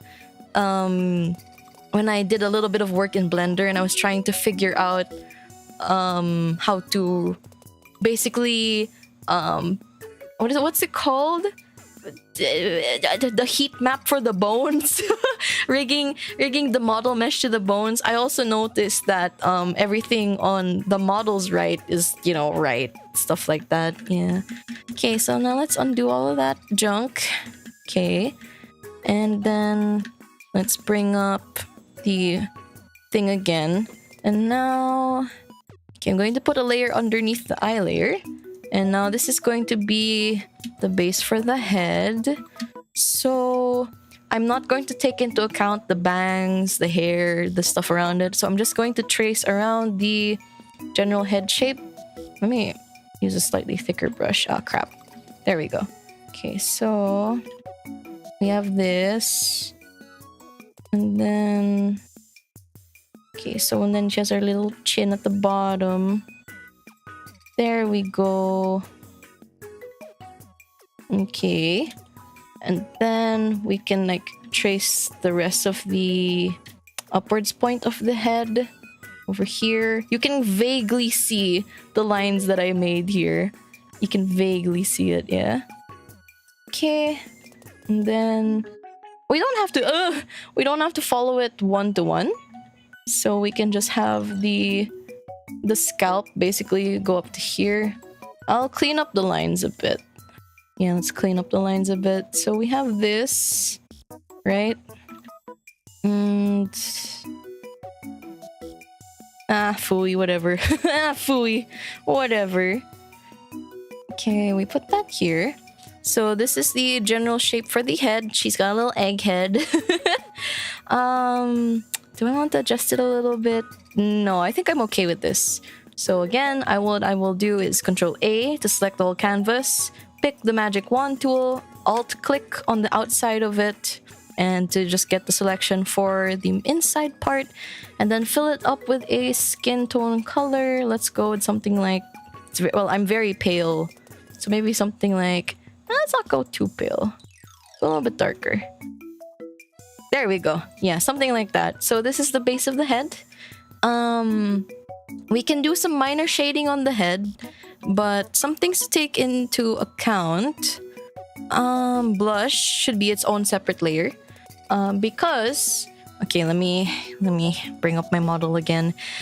When your character's blushing, the way the shape of the face, like the like my face itself, like the skin part, is not deformed or shaped in the same way that the blush would. So the blush is kind of like hovering over the face in a way. Like it's like stuck straight onto the skin, but in order to get the deformations right, you need to have it as a separate texture. Yeah. Also same with the blush that I have here on my cheeks. It's very faint, but they're there. They also need to be individual of each other, so that it's easier for the modeler to rig them from one side to the other. Yeah. Love the helmet, by the way. Oh, thank you. Pretty blush. Anyway, so let's give baby Skye a little bit of blush. I'll set this to a multiply layer, and I will make it very dark already. So let's have this, and also let's I guess I can clip it later. Let's have the blush be semi-dark, because we can control it with the opacity tool in what's it called? Actually, do I want this? Do I want it to be like this? Do I want it to be like this? So we can have it faint like that. Actually, wait, give me a second. I think I want it a bit smaller. Like that, maybe. Yeah, like this. Okay. So that's the blush. Kind of. I don't know. Something feels weird about it, I think. Something feels weird about it, and I don't know what it is. What is it? What is it that's weird about this? I don't know. I have a strange feeling. Maybe it's because it's not shaded yet. That's probably it. Maybe I'll shade it first. Yeah, let's do a little bit of shading. Okay, so I'm just gonna do some very minimal shading. Doesn't have to be that much. So let's have some color by the edge of the face, like this. I don't know if you guys remember a very popular artist. Her name is Rosuri. I really like her art style, and like growing up, I really looked up to her art style a lot. So I noticed that in her style, she often has like the edges of the face like this. Like there's a bit of like shading around the edges. So I've been emulating that a lot in like the art that I make, stuff like that. Okay, let's make it not too dark though. I want it to be somewhat on the lighter side, because I don't know. For me in my head, chibi means like, you know, pastel colors, not too much what's the word? Not too much difference in shadow depth, I guess. Rosuri, yeah, Rosu Mama, yeah. How about chibi button blush? That could work too, but I like personally I'm not a very big fan of it anymore. Yeah. A advanced note, you can make this thing. Give me a second. Let me find a color that I can use. You can make this section here, like the shadow. You can make it a separate layer, and then you can rig it so that when you turn the face around in certain directions, it'll look like it has depth. For example, Utamama has done this on my model. Let me face to the side for you. You can see at my jawline there is a shadow, right? You can do stuff like that for the model, but you do have to keep it as a separate texture, I believe. Yeah. Okay. For now, since this is a simple model, I think I would like to avoid doing that for now, because I don't want to overwhelm you guys with too many techniques, because there are a lot. There are a lot of techniques, yeah. Saturation, I think it's more of luminosity, yeah. Yeah, that's such a cool detail. It is! But I will teach you guys how to do the line art thing. Like, when I look up, the line art on the bottom of my chin disappears. I can teach you guys how to do that. Yeah, I'll teach you guys how to do that. Anyway. For that, you just need the line art layer to be separate. And there are ways to do it without... whatchamacallit? There are ways to do it with, like, a merged version of the line art of the head. Like, attached to the... Wait, what layer am I on, even? Okay, there we go. What was I saying? What was I saying? Like, if you accidentally merge the line art to the skin of the head, that's okay. I can also teach a way to do that, but for now, we will be focusing on just this. Okay. Anything else on the head that I want to shade? I feel like I want to add some shading here, like at the nose area, but the nose should also be its own separate part as well. So for now, let's just keep it like this. Okay, now we have... Alright, let's go back to the blush thing. This is barely any shading at all, honestly. There is another thing to take into account. For the mouth rigging, if you have a gradient here, like on this area of the mouth, and then like your mouth like stretches like all the way that touches that point of the gradient, and you only have like a specific color here, you're going to be able to see like a cut in the texture unless you use specific clipping masks. But sometimes the clipping masks also conflict with other clipping masks inside of a model's mouth, and then things can get really complicated, and just like it's a pain in the butt. And actually, you know what, now that I'm thinking about it, maybe I will separate the shadows into its own layer, because I don't want to have to deal with that pain. So yeah, okay. Let me make another multiply layer. I don't wanna think about it. Oh my god. I am reminding myself of pain. I am reminding myself of so much pain. I don't want to deal with that. Okay. So let's add Let's add in our shadow again. Okay. So this is again on a separate layer. And I think I can go a bit more ham with the gradient at this point. Because now I don't have to worry about the... What's it called? I don't have to worry about the mouth texture clipping into the skin texture. Okay. So okay, we got this. And we can have a little bit more of a gradient. Skye can have a bit more gradient as a treat. Okay. Now we've got that. And fuck, since I'm here, maybe I'll just go all the way already. Maybe I'll just go all the way already. Alright. I'm gonna make an extra layer. It's a normal layer. I'm going to make a highlight. I'm going to make some highlights around the edges of the face. Like this. Okay. And we can also kind of like rig that as well to appear and or disappear. Do I really want highlights on the model? I'm thinking about it. Do I really want this? Do I really want this? Oh my god. Maybe I'll make it less bright. Because this is very bright. Maybe something like that? No, darker. Let's go darker. How about this? There we go. That's a bit more subtle. Yeah. It's getting detailed. She's getting over herself. Pain in the past to prevent pain in the future. Yeah. Okay, so... Let me see. Can I... Is this still the same color? I don't think it is. Oh wait, there we go. So... Let me just...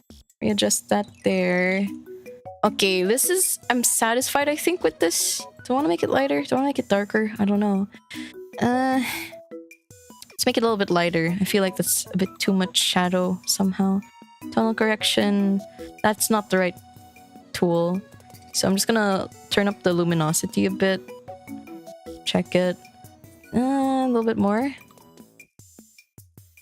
That's... Is that better? Is that better?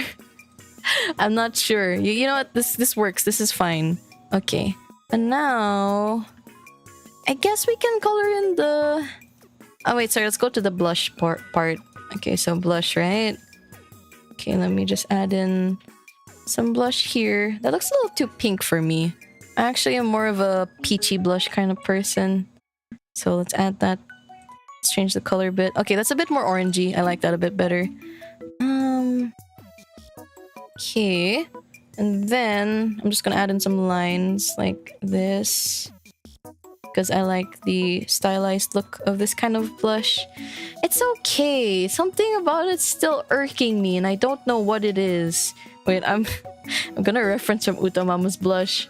It goes across the entire face. So maybe I could just make it go across the entire face. I suppose.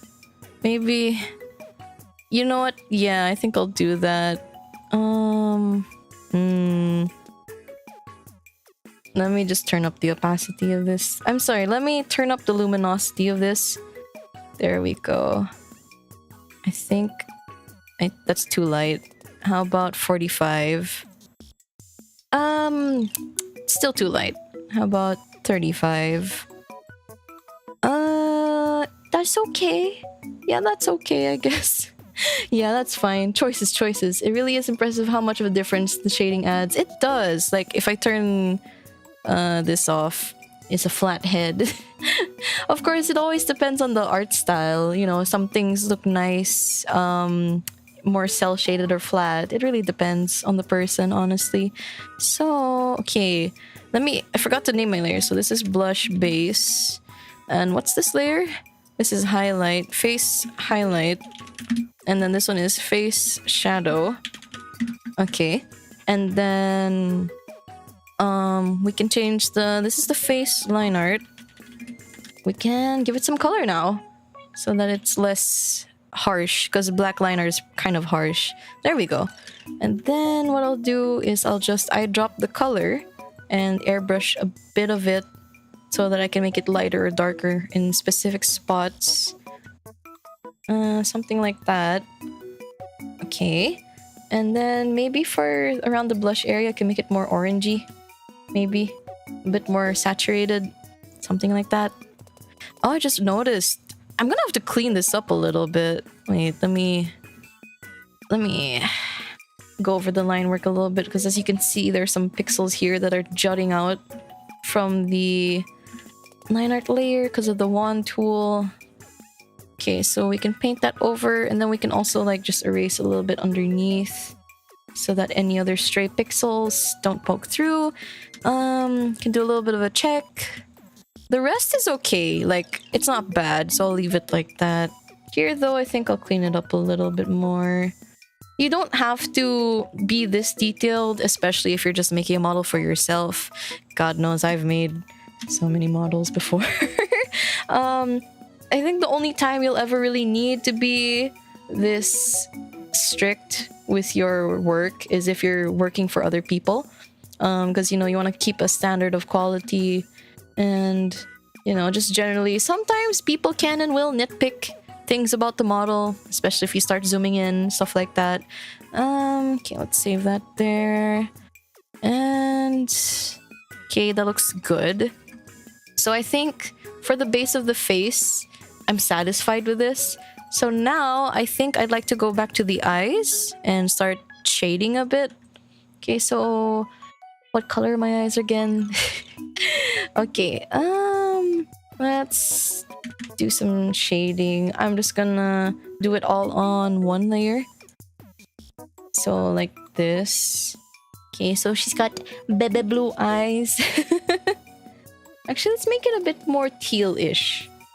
Something like that. Okay. And then... okay, so we have this. Do I really want to make the pupil... I'm sorry, yeah, the pupil a separate layer? I could honestly just leave it as is, like on top of this layer. I'll have to think about it as I go. What else did Utamama give me? Wait, let me zoom in. Oh, I don't know if you guys can see this because I can't actually zoom into the model any more than this, but if I look at like different angles, my pupils, they adjust to the angle that I'm looking at to give a parallaxing effect. So like here, the pupils move a little bit closer to the left, which is like at the center of the camera. And here it does the opposite.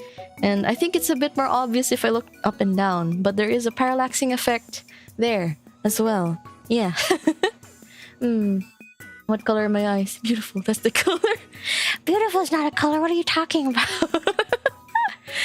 Anyway, so I guess I'll just do some just generic shading, I suppose. So, okay, this is going to be... I don't think we'll do the parallaxing effect because, again, it's another advanced technique, I suppose. So I want her pupils to be bigger, considering she is baby. Maybe I will. She is baby, so she will get big pupil. Like this. And then... have a bit of the eye thing. I don't know, anime eyes are weird. They don't really make that much sense. Okay. I'm just gonna do my general thing while drawing. I hope it makes some sense to you guys.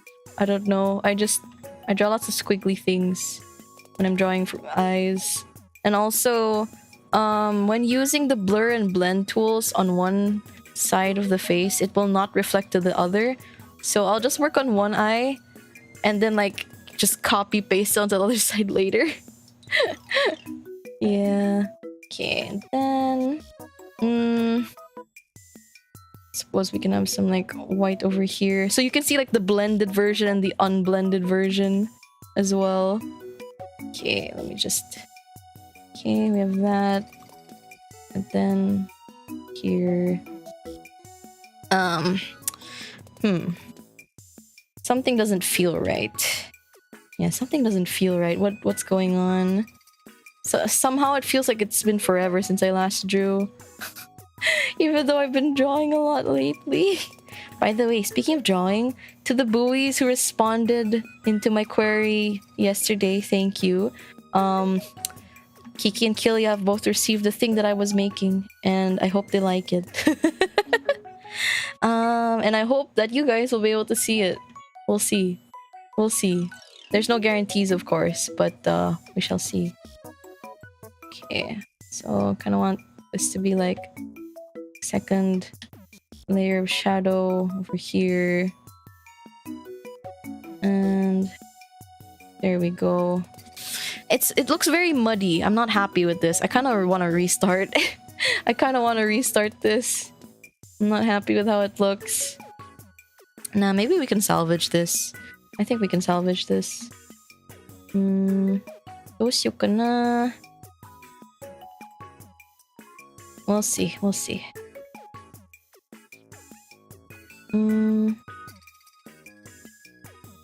Okay. That's Skye conflicted. Skye very conflicted right now.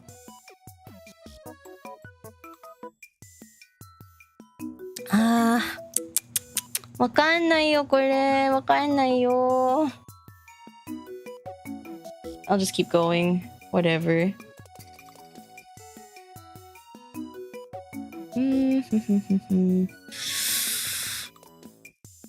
What is missing from this? What part of the art that I normally do is missing from this? There's something missing. Is it other highlights? Is it what is it?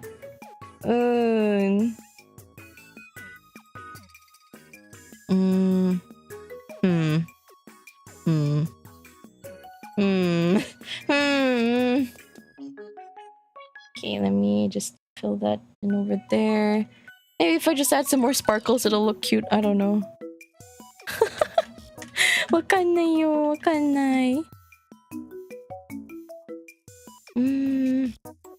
Maybe I'm just missing an extra section in here for the thing. Like this. Does the middle of my eye have a shine in it? Actually, I have a bit of a triangle shine, don't I? I do. Okay. Alright.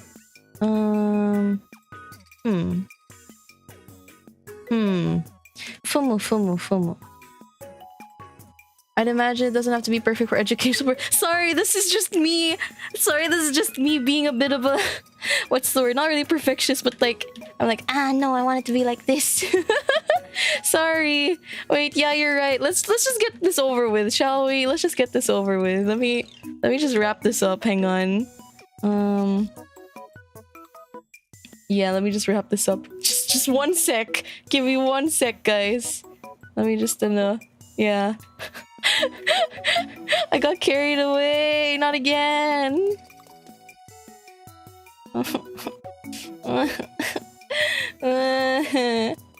Okay, okay, let's just slap on like a highlight on that. Let's just like make it shiny. Make it shiny and blue. There. Okay. And then maybe just a little bit of like a multiply on that down there. Over like here maybe. That's a very big difference in color. And then I kind of want to add like a pink highlight thing over here. Wait, that's not pink. Wait, give me a sec. Something like that.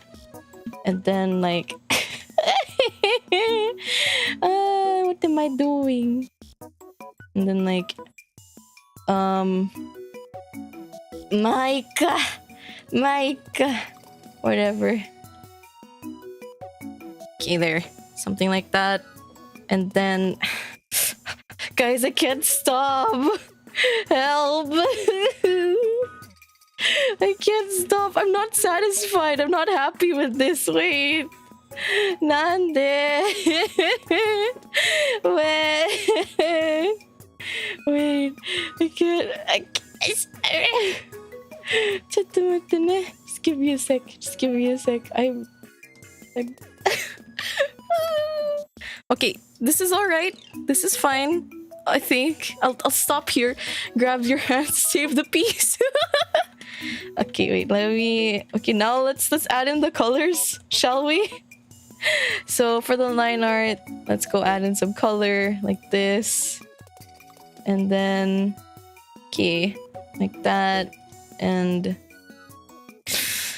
good enough. Good enough. I need to stop. I swear I need to stop. Holy crap. So I'm gonna merge that together. This is my iris layer. And give me a sec. What I need to do, I'm gonna just kind of cheat and then I copy paste it, flipped it over, and then I'm going to erase this. I'm gonna clip it onto itself. And there we go. Now I have two perfect copies of the eye. And okay, this is just a style thing for me. But what I like to do afterwards is like go into the eye with a bit of like what's it called? The liquify tool. Like mess up with the line art a bit. And then do this kind of stuff. And then what I do afterwards is I blur it. You don't have to do this, by the way. It's just a me style thing. So, kind of like that. There we go. Oop. Wait, I don't want to blur too much of the like inside details. There we go. So we have this. Of course, I want to turn off the eyeline layer. See what I'm doing. Like that. Then wait, where's the rest of it? Fix it up a little bit more with this. Okay, there we go. There. So we have like a few sharp points here and there for the shape. Okay. Is there anything else I want to know? Spiked, yeah. That's so cool though. You can't tell a man to not try and help you make us go gaga. Is that how it works? Is that how it works? Anyway, yes, here's the spike stuff on the eyes. Let me clean it up a little bit here and there. And then I think I'll lock the layer and then add a bit of like a multiply around the edges to like show where the edges are again, like this. There we go. Yeah. So that's that. There we go. And then that's just the iris. That's just the iris, guys. Now we can have the highlight. Okay, so I'm gonna make a new layer. It's gonna be the eye highlight. I shorten it to HILIGHT so that it fits the layer. And then I'm going to set it to add, not add glow, because Live2D only takes 3 layer types: normal, multiply, and then add. So yeah, you have a limited set of effects actually. So excuse me. I know that my eye highlight is like mainly red, like in the middle. So let's wait, here we go. Let's do this. Kind of want to make it sharp, like what Utamama did. Maybe I'll make it sharp instead. So, like that. Like this. Maybe something like that. Yeah, that's cute. Kinda. It's softened a little bit though. There we go. And then somehow I feel like the lightest part of the iris is just a bit too light, so I'm gonna change the tone curve a bit. There we go. Yeah, that's a bit better. And then I guess for the sclera, let's make the shadow layer. Let's clip something onto it, leave it on normal, and then we have, let's just make a shadow here. I think I'll make it a bit darker so that we can see it, and then we can just adjust the color later on. So this is it. There we go. Okay. There. All right. Now let's give it a little bit of color. instead of just leaving it pure gray. So let's add a little bit of purplish blue and then fade it into like an orangey, peachy thing there. Okay. It's kind of cute, but something's missing. I'm not sure what it is. I'm not sure what it is.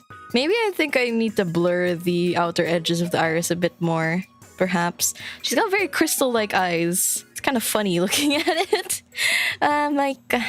Anyway, I guess we can also paint over the eyeline now. So let's make it like a grayish purple here in the middle. Like, that's a bit too gray. Yeah, something like this. Like that. And okay. Now let's have a slightly lighter color on top of that. Something a bit more reddish. This can kind of be like our highlight of sorts. Like this. Do I want it to be lighter? Maybe. Let's make it a bit lighter in spots. Yeah, maybe like this. Is that thunder I hear outside? That sounded like thunder. Okay, so we have that. And then don't forget that the eye fang connects here at the bottom. So you want to try to connect the two strokes like this. Actually, it can get a bit difficult when you're deforming them. So sometimes what I like to do is just make it a whole ass gradient like this. And then just have it blend into each other. Something like that. That's cute. That's kind of cute. Okay, let's also have the outer edge here. And then I guess a bit of highlight in the middle, like a much brighter highlight. Like this. There we go. And then sculpt it a little. Oh wait, that's a bit too much. Okay. Alright. I'm satisfied with this. I think I'm satisfied with this. I really need to stop. Wait. Wait. Oh no.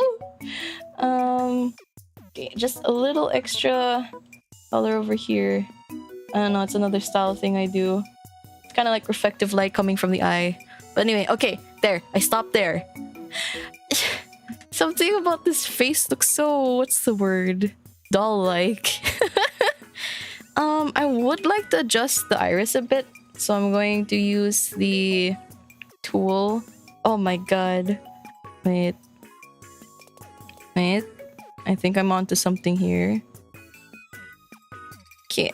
How will it look when her eyes are moving around? That looks okay, I guess. I would like to blur it a bit more at the edges though. So I will do that. Oh wait, I have to unlock it first. Okay. There we go.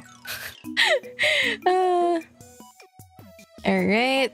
I think I'm satisfied now with the eyes. I hope. Crossing my fingers. I hope I'm satisfied now. I will probably just delete this eye thing here later. So let me just lock all of this. Okay, so that's the eyes done. Do I want to change the eye color, the eyebrow color? Yeah, let's make it like a dark brown as well.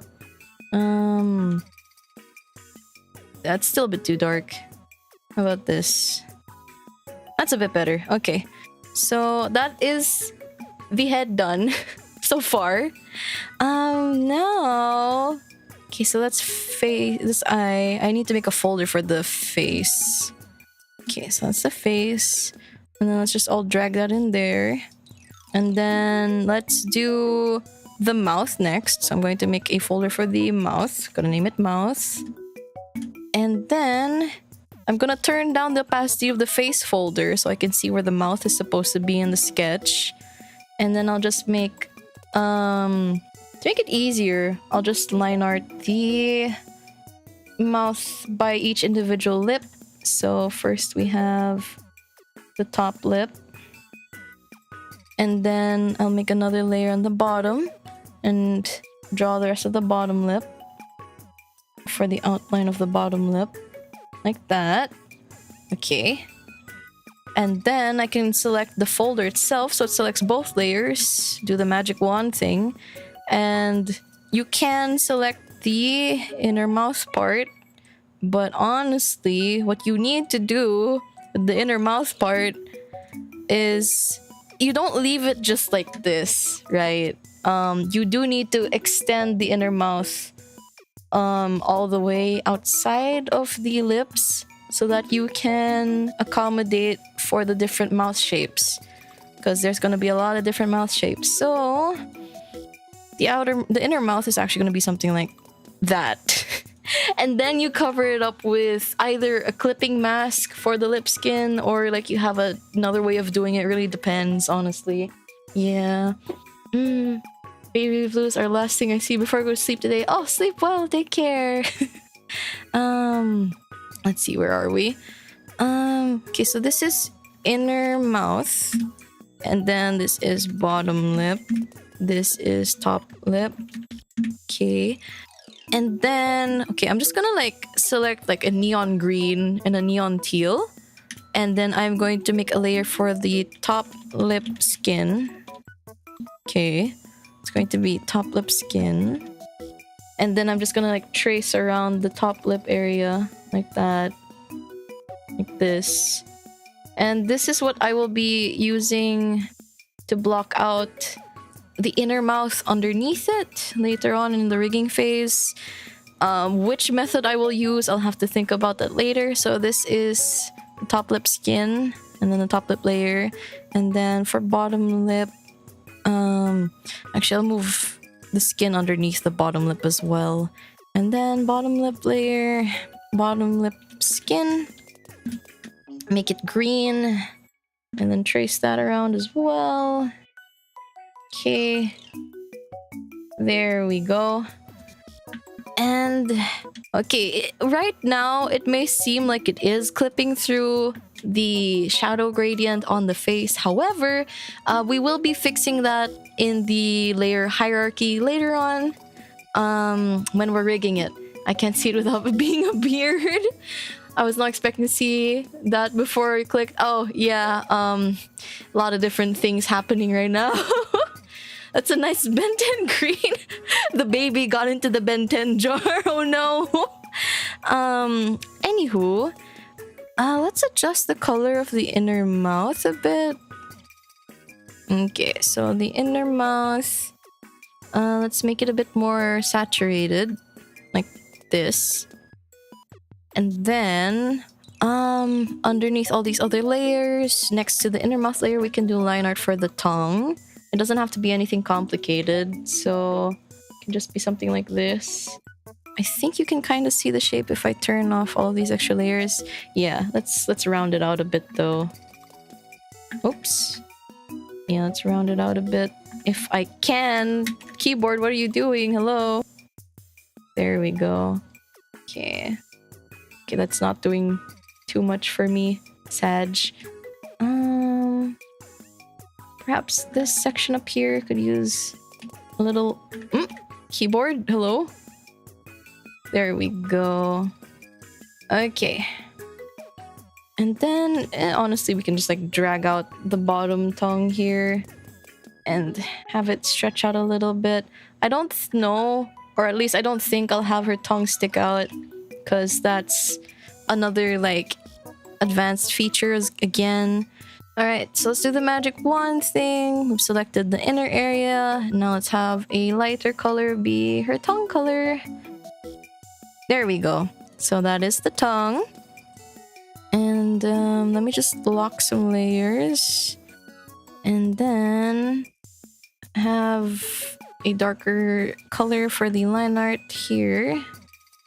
And then... Actually, how does this all look together? Maybe I'll have the line art be a little bit brighter on the inside. There we go. That's okay. That's alright. It's okay. I think to make it a little less jarring, I'm going to add the skin color here for the different skin parts. Yeah, that's a little less jarring. You can see what I mean by the lip texture clips into the shadow texture, right? But if you put the shadow texture on top of the lip texture when you're using the model hierarchy thing, this won't happen. Her favorite food is America's colorful cakes. Yeah, the colorful cakes. Birthday cake. Green birthday cake. Oh my god. I think I do want to move her mouth a bit higher. A bit. Yeah, that looks good. Yeah, that looks good. Aside from that, I feel like we could give her do I want to give an inner mouth part? Maybe not. I think... Wait, is this the tongue? Yeah, this is the tongue. So let me just... I want to match the tongue color a bit more to mine. Okay, so it's quite light. And it's a bit orangey. Something like... that's too light now. Going, inspecting my own mouth. Yeah, that looks about right. That looks about right. Okay. And then... Okay, and then... There we go. Okay. I think there's like a bit of like highlights going on in the mouth as well, but we don't really need to deal with that right now. I feel like if I keep doing everything, we're gonna take forever, guys. Okay, so this is the tongue layer. And as you can see, moving it around, it's its own individual thing. I do think that it shouldn't be so light at the bottom though. So let's give it a bit of a shadow over down here. Are? Matte. Are? There we go. Okay. So that's the tongue. And then... By the way, when making mouth shapes, you don't really need, for example, this mouth, right? The nyari, the cat mouth shape that I have here. You don't need to draw this. You don't need to draw the mouth shape like this. You can deform the mouth shapes into this cat mouth shape so that you save on assets, and also so that the transition between the two shapes is smoother. So yeah, okay. And then we have to give her teeth. Baby Skye should have fangies. It goes on top of the tongue layer. So let's go with teeth. Do I only have top teeth? Wait, no, I have E. I think I have bottom teeth.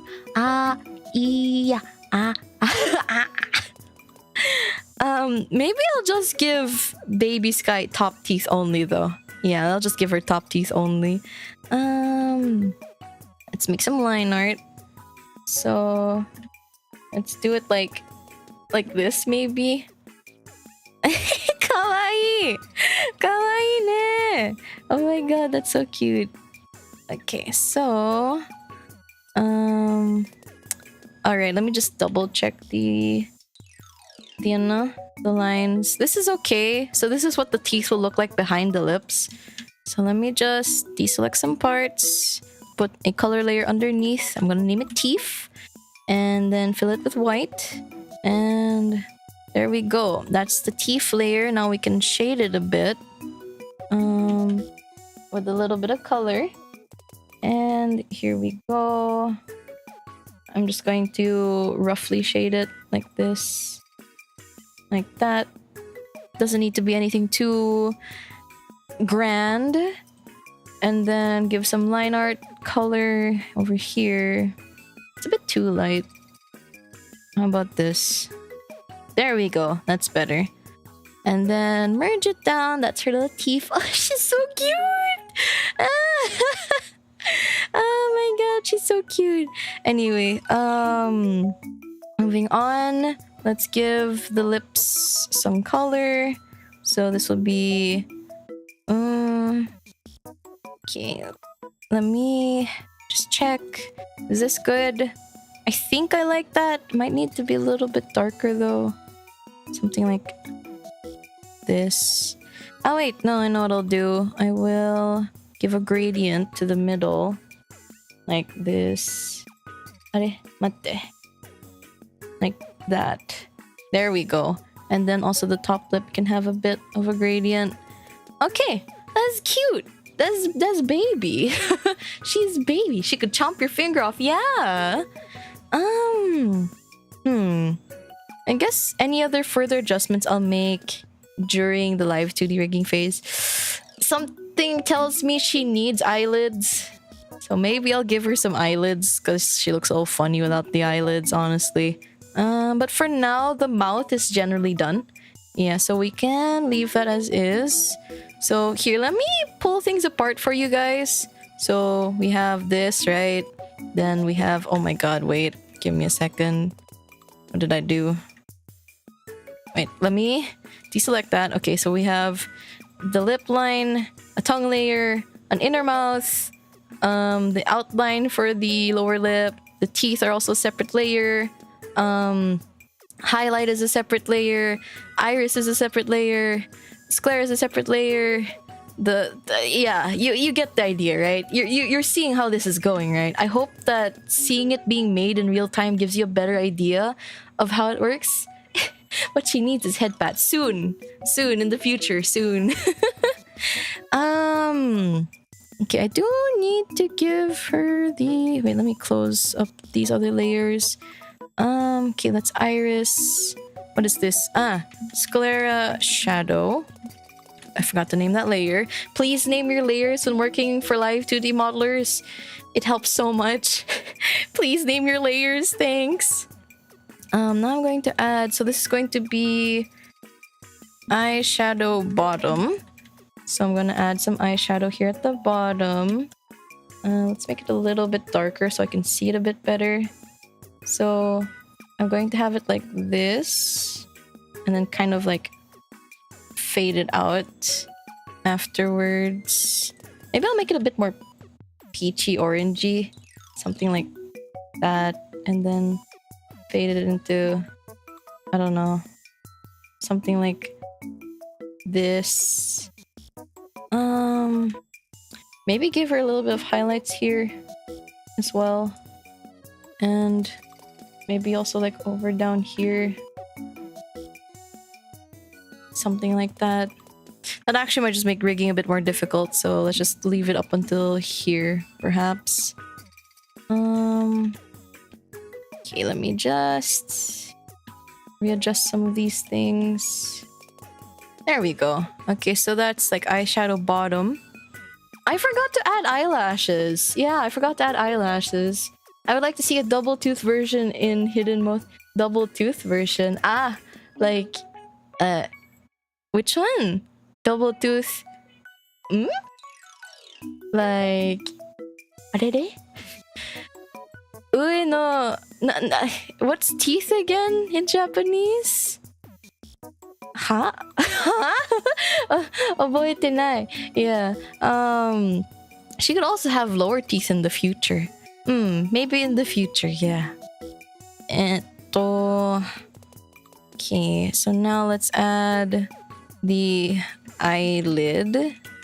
So the eyelid layer, what I'm going to do is I'm going to have a bit of gradient like this. And then blur it out a bit with like the base color. This is actually, I'm not erasing it. This is actually the base color that I'm using of the face. Because if you have parts that are a bit too gradient in Live2D, sometimes your meshes can get a little messy or it can get a bit difficult to work with them at times. It really depends. So yeah. But then we can go grab some line stuff here. And then draw an eyelid. So yeah, something like that. I think I'll put this underneath the sclera layer though, so it doesn't interfere with it. Yeah.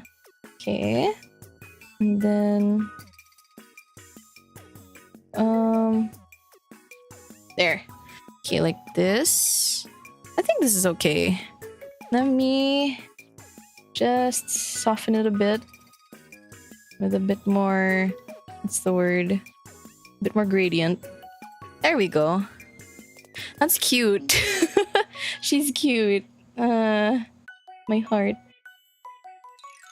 Okay, I think this is alright. Now that we have the eyelids, we really should go make those eyelashes. So I will make an eyelash layer on top. Eyelash. A double tooth is a tooth that grows on top of the other teeth outside of its original alignment. Ah, yaeba? Yaeba desu ka? Or I think yaeba, no? The one-sided one, no? Okay, wait, let me draw. Let me just draw real quick. Often seen in the teeth of cartoon characters. Ah, I see, I see. Okay. Yaeba. Ah, okay. Okay, wakatta, wakatta. Ii yo. Tsugi wa yaeba tsukuru ne. Next time, I will make. So for now, we're drawing. Is this the matsuge? Mayuge?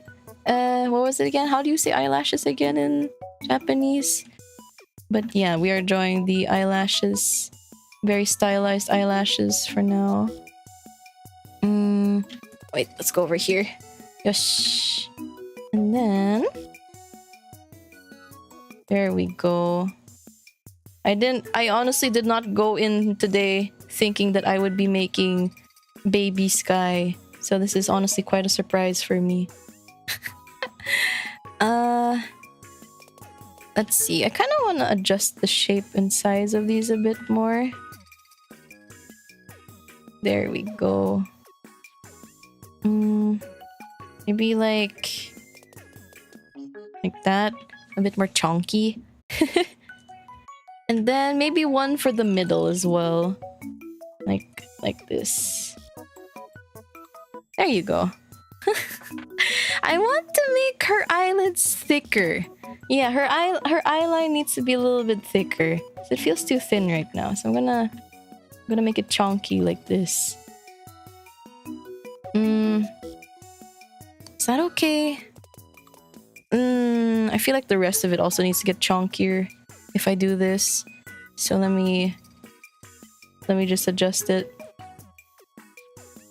There we go. I think I like that.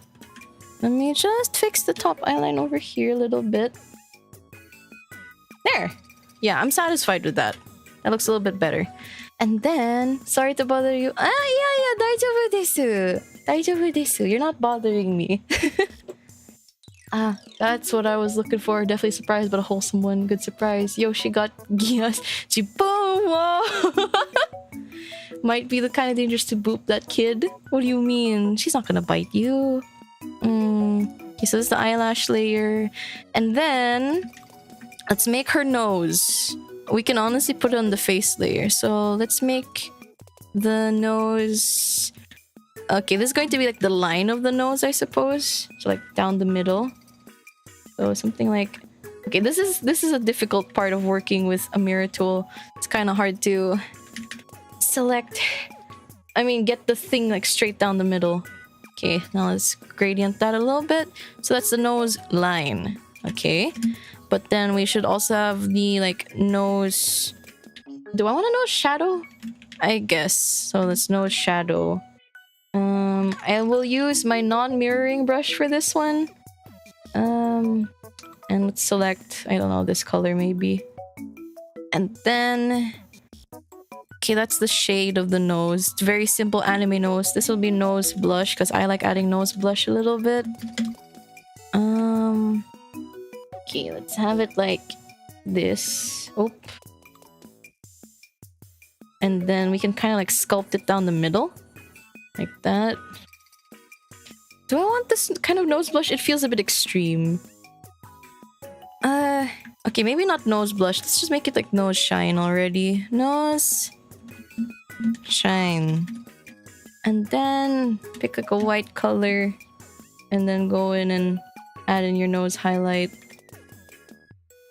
Then, there we go. So that's... Let's turn off the mirror tool for now. So that's the face. This is the face of baby Skye for now. Given how detailed the eyes are, I kind of want to make the face shadow a bit deeper at this point. Because, like, I don't know. It feels like there's so much depth in the face. Or, like, the colors of the eyes. The rest of it feels kind of weird when it's not there, I guess. I don't know. Wakanai yo. Let me just... I don't know. Make the gradient a bit softer here at the bottom of the face though. And like over here. Okay. There we go. Yeah. It's a bit better. Kind of. To. Skye Gremlin you. Smile. Do you think she needs lipstick? She could use some lipstick. What do you think? Or just does baby not receive lipstick? Should the baby have lipstick? But too much of that, she looks like an adult dressed up like a kid. You're right. You're right. You're right about that. Nah? Nah. Okay. So, now that this base head is done, is there anything else missing? We can add some expression stuff later. The most basic one I will add right now is like an angry shadow across the face, like which hotkey was it? Something like this. Okay, I will make it more like... Okay, set it to a multiply layer. Pick like a grayish blue color. Use a mirrored brush thing. In this case, I'll use a pen. And then like kind of just like draw out the shape of the shadowy part of the face that you want to do. And then, since the the blur tool doesn't mirror it, I'll just use a soft brush to soften out the edges like this. Like that. And then trace out, like shape it a little bit more. Like this. Okay. Maybe I'll make it a bit more flat. And add just a teensy weensy bit of color. Just a bit. Like at the bottom. Like this. Oh my god, my PC is lagging. Because the brush is too big and there's so many layers. Something like that. Yikes, she's angry, goddess baby. Oh, if you turn off the eye highlight, yeah, she's gonna look a little scary. Where is it? It's over...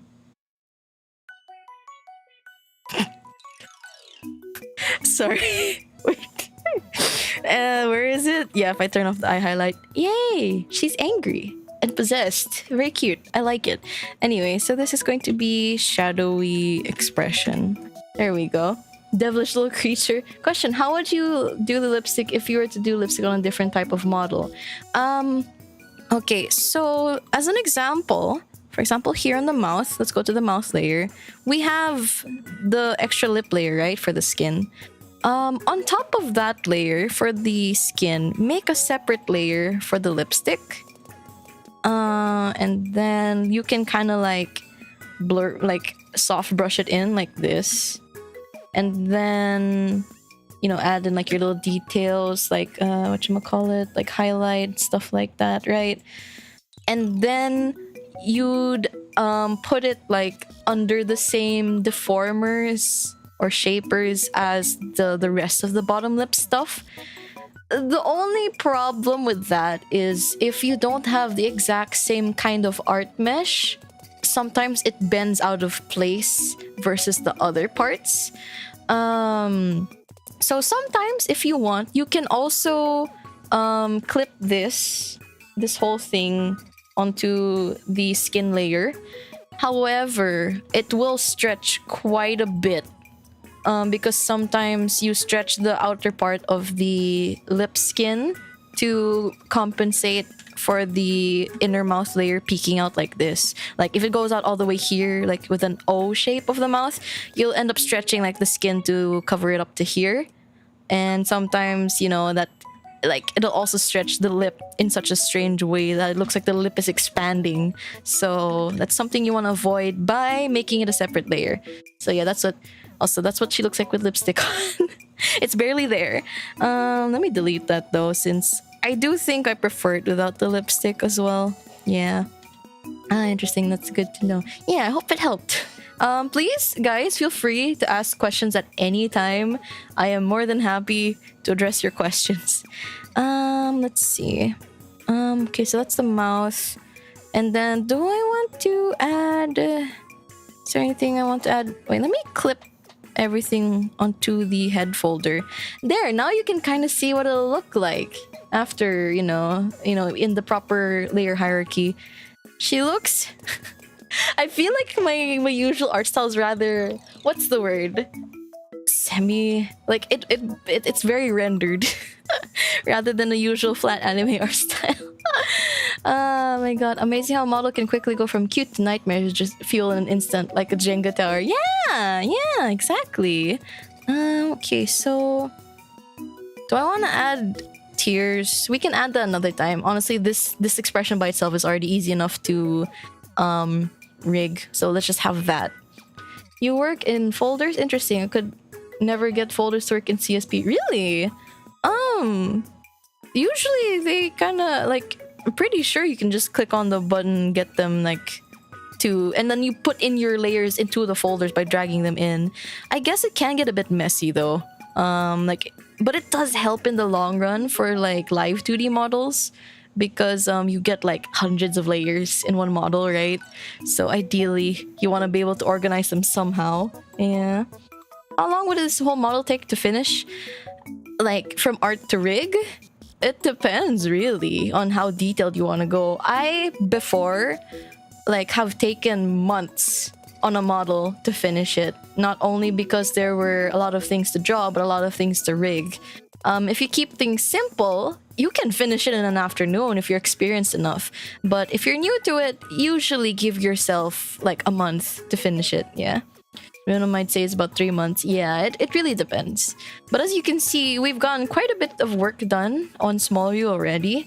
So if we keep the body simple and we like just focus on the hair and stuff like that, we might be able to finish this. Okay, I don't think I can finish it on stream. I think it's gonna take me quite a while, not gonna lie. But we'll see. So now we can turn down the opacity on this. I feel like the look of the original one is very different from what we ended up with. I kind of like the original look more because it's got a more cartoony, anime-ish look to it. But you know what? This has its own appeal, I suppose. I look like a haunted doll. Anyway, let's go with the hair. I've been working on mirrored mold this whole time. So let's draw some of the bangs line art. Yeah.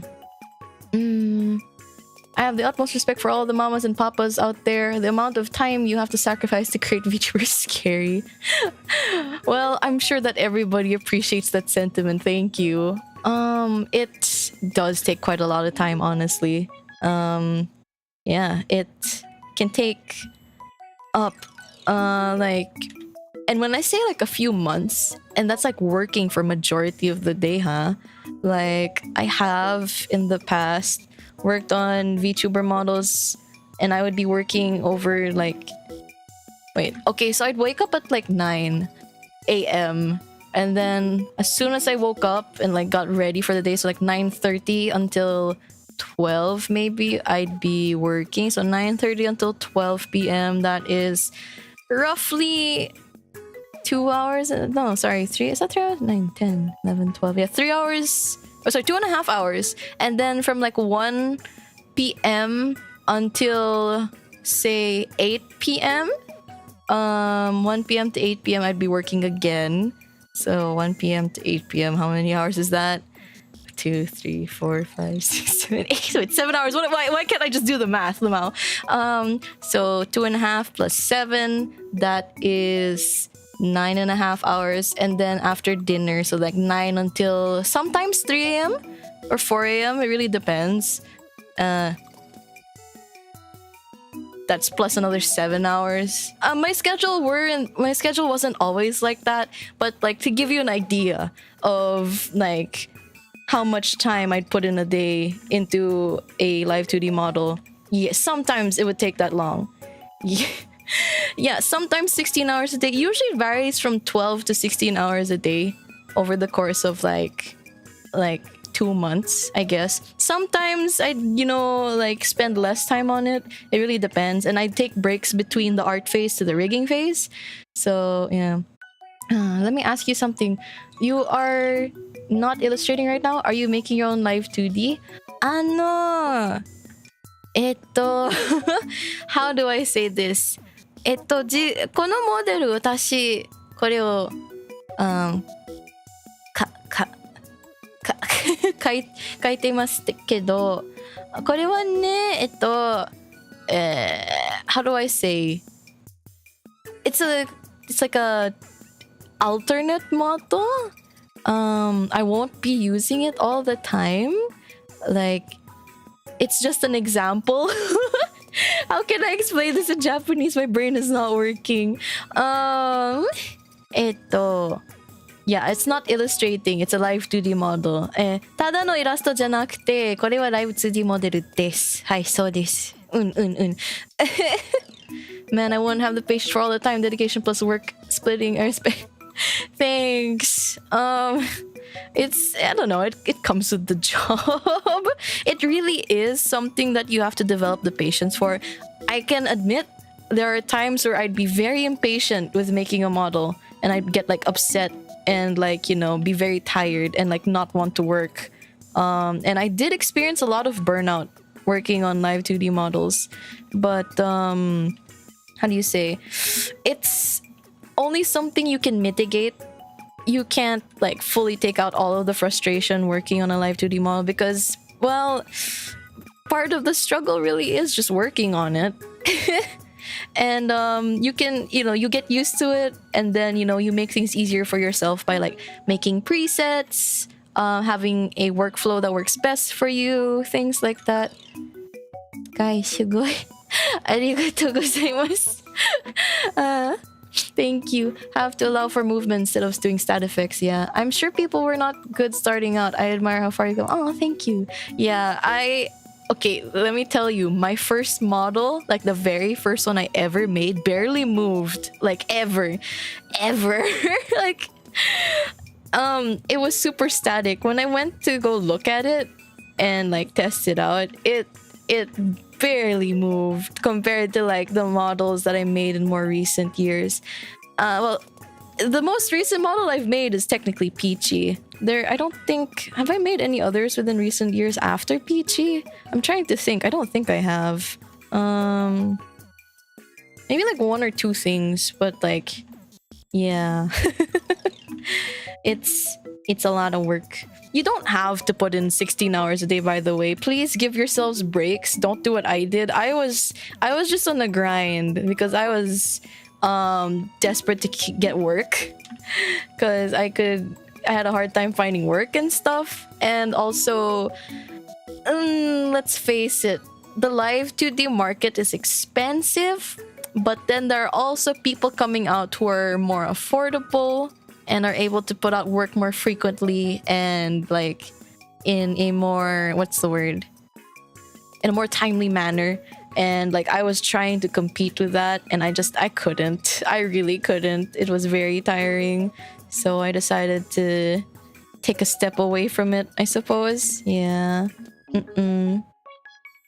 And also, of course, I think it's natural for people to want a lot of cool things for their model, but like when you ask your modeler for a lot of things at once, it's very, very overwhelming, especially when you have to keep reminding people again and again that, hey, I don't recommend this like for your first model, or I don't recommend getting this for a model feature that you will barely use. Like, I know it's cool and all, but like it's a lot of work that perhaps both the modeler and the client might, you know, kind of like, I don't know, it feels like it's not a wasted opportunity. It's more like it's a lot of work for something, and I suppose expense for something that'll be barely used. So kind of like you gotta take into consideration the time, money, and effort that goes into it.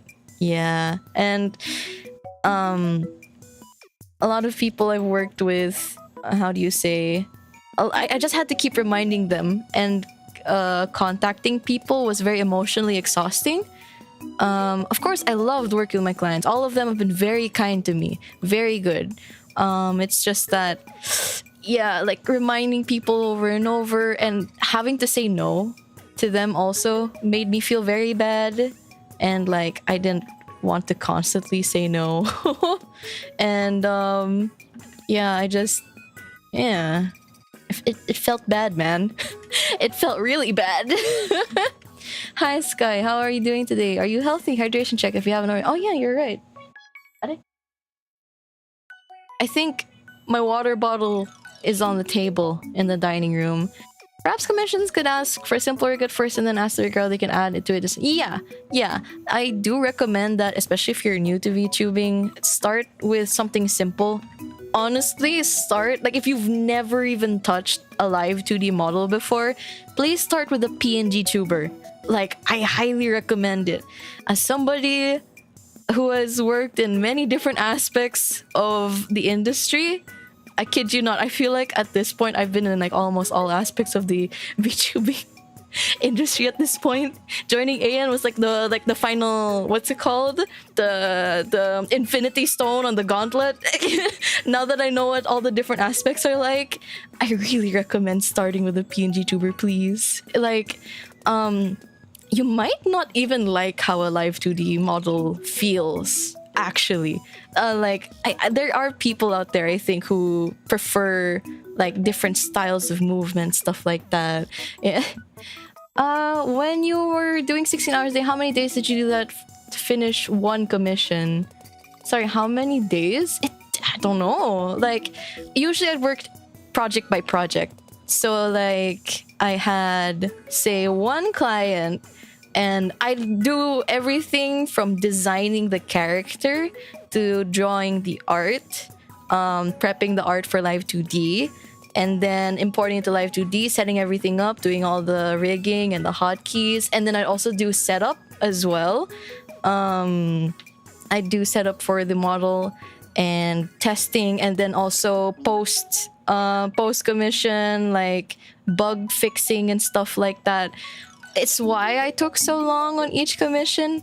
So like it would be over the span of like a couple of like 1 or 2 months usually. Before, when I started out, I managed to churn out 2 models a month, but that was because everything was also at a much smaller scope. When things started getting bigger, like a much bigger scale, then it started taking me much longer to do so.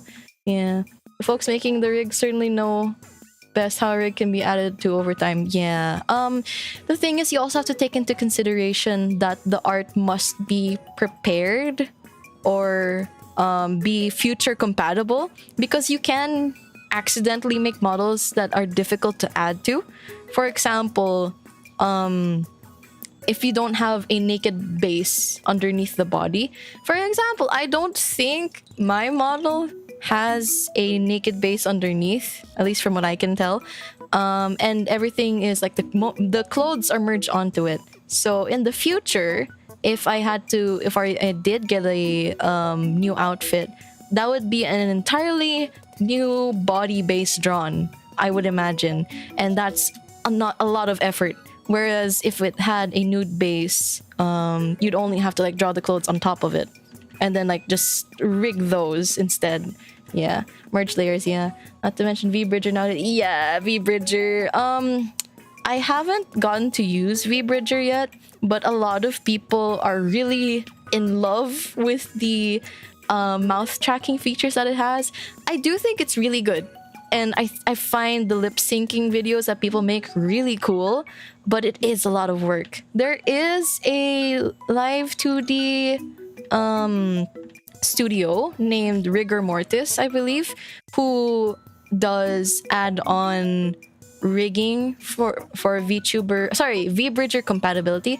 VBridger is another software developed by, I believe it was, what's the name of the modeler? The Art Gun? Yeah, the Art Gun. And basically it's like an add-on or plugin for VTube Studio. I'm not sure if it's standalone kasi. And it tracks extra mouth movements, for example, pursing your lips together, or like the N mouth shape, or like when you press your lips into a flat line, and it adds an extra depth of like mouth movement. Yeah, whereas here with an iPhone, for example, which is like the base software and tracking thing, with Face ID, you can only go like left and right, and then cheek puff, and then you can stick out your tongue. Bleh. So those are like the extra base things that an iPhone Face ID tracking can do. I think the VBridger does a few extra things. I'm just not entirely sure what. Yeah. Naked? Yes, naked. They named the VTuber application after the state of muscular flexion upon death of the human body? Yes. Yeah, because it's funny. Death to the human flesh. Long live the VTuber body. I kid, of course, but you know. What else? What else is here? Apparently, by the way, there is something called, what was it called? Brain no work, but basically another extra state of deformers you can put on top of your deformers that allow for shapes to be, you know, squashed and stretched a little bit extra. And apparently a lot of these features can be used for and with VBridger. So yeah, wait, I'm going to erase this line. I will deal with it later. I don't want to think about it right now. Yeah. What is the people saying in the chat?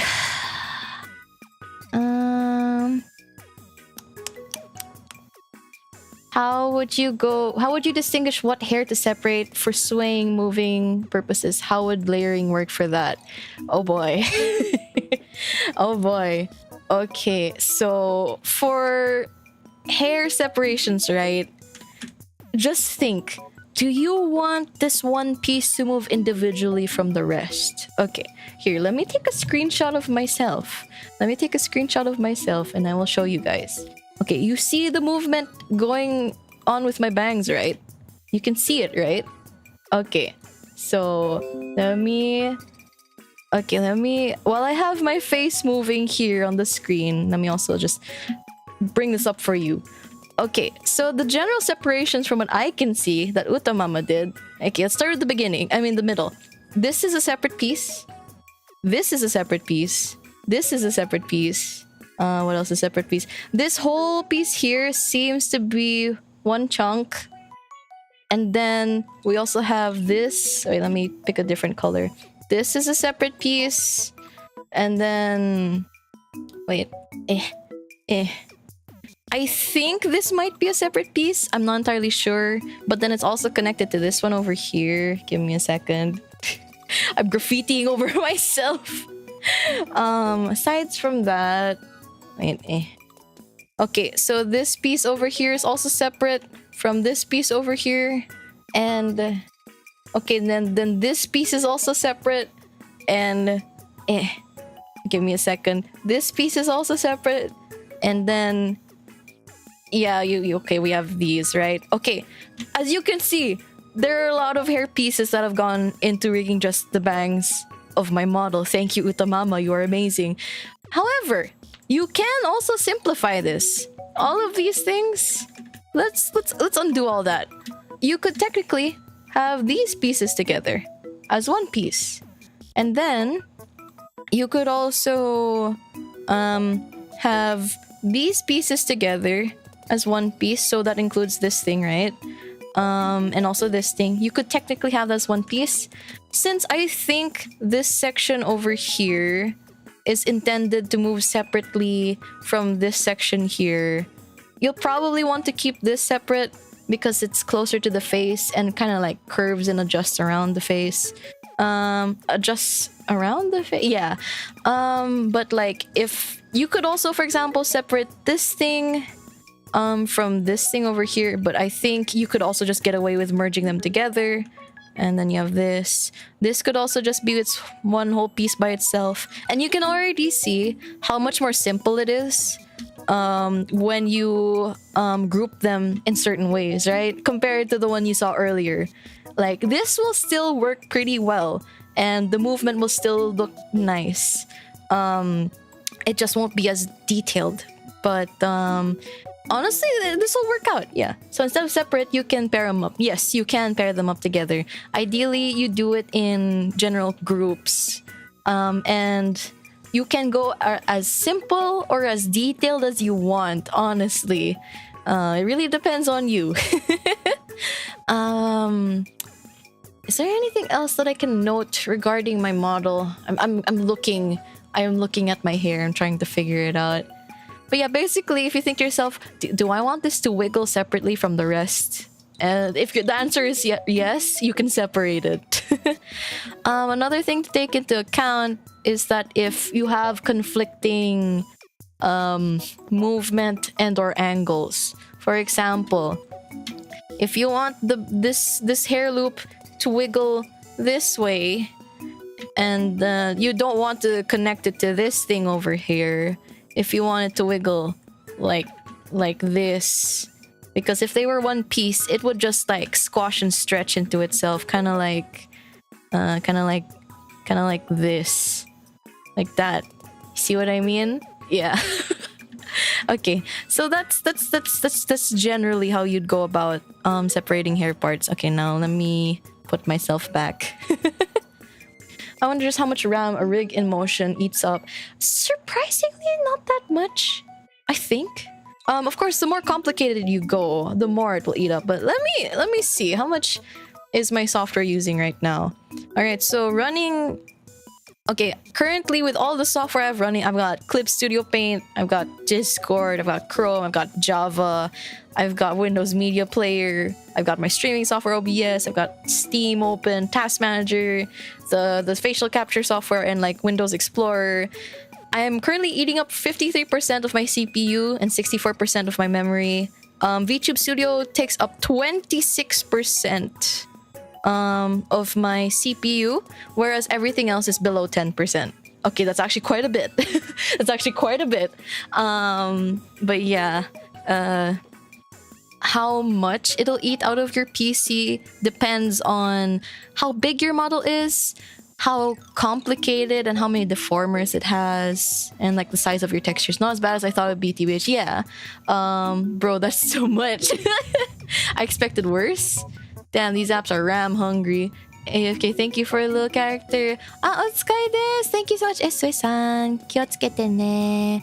Take care, ingat. Nothing hungrier than Chrome though. Chrome is memory hungry, along with Clip Studio Paint. But yeah, VTube Studio eats more of the CPU, whereas Chrome and Clip Studio Paint eat up the memory of my computer. Yeah. I've noticed that a lot of VTubers with really sophisticated models tend to cause YT to lag if they move around a lot. Yeah, that's the computer lagging and trying to keep up. Because it is true that with very sophisticated models, with everything, because the software is constantly calculating physics parameters that honestly take control of majority of the movement of the model. Like when I do this, you see my arms moving like that? That's physics parameters. That's not hotkeyed because it constantly wiggles even after I'm done moving. If it were all keyframed onto the timelines, then it would like stop as soon as I stop moving. Also like the boob physics, the hair physics, my legs moving left and right, that's physics. So constantly, because your face is constantly being tracked, your computer is constantly calculating and outputting the movement to your model. So yeah, so even booba jiggles take a lot of resources. Yeah, they do.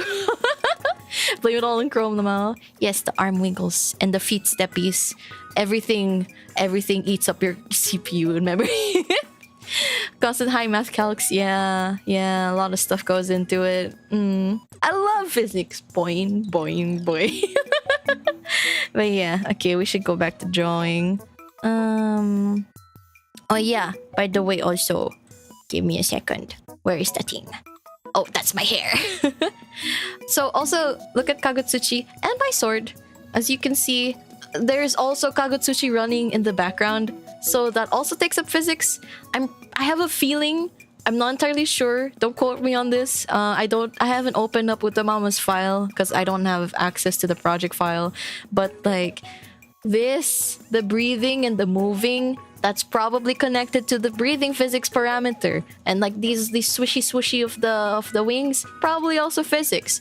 The sword doesn't have glitter, but the fact that it moves around along with the arm means it's also being taken into account with everything. Yeah. Also, these glitters in the background, if you notice they move more when I move more, that's also physics. So imagine all this stuff running in the background even if you can't see it. It's a lot. Unfortunately, there is no way to uncall or unspawn textures that are not in use in a model at the moment, at least I think. But so everything is really just controlled by opacity. So it really is just smoke and mirrors, guys. It's all smoke and mirrors. Let me... So yeah, there you go. So your entire body is physics? Maybe. For all I know, it could be physics. Ita mama did an amazing work indeed. She is single. Don't ask if my mama is single. My mama. Kagutsuchi is always watching. Yes, Kagutsuchi is always watching. Beautiful smoke and alluring mirrors. Yeah. Also, I'm getting hemkin hungry again. But I should try to finish as much of this as I can. Or at least like the bangs line art or the hairline art. So that we can like move on to the next phase next time. Because yeah, I did eat lunch, well brunch, earlier today. But I get hungry at this hour. No matter what. I guess I didn't eat that much. Okay. So let's have some lines. And do some of our line art here. Okay. Don't worry, Mother's Day just ended here anyways. Immersion ruined. My iPad is not a magic portal. You can pretend that it is. Technically, iPhones and iPads are magic portals to becoming a VTuber, if you really think about it. Oh, to be a cute anime girl on the internet. I would not how do you say, scold thee for wishing to become one. If thou desires to become a cute anime girl on the internet, then by all means, please join us. Join our ranks.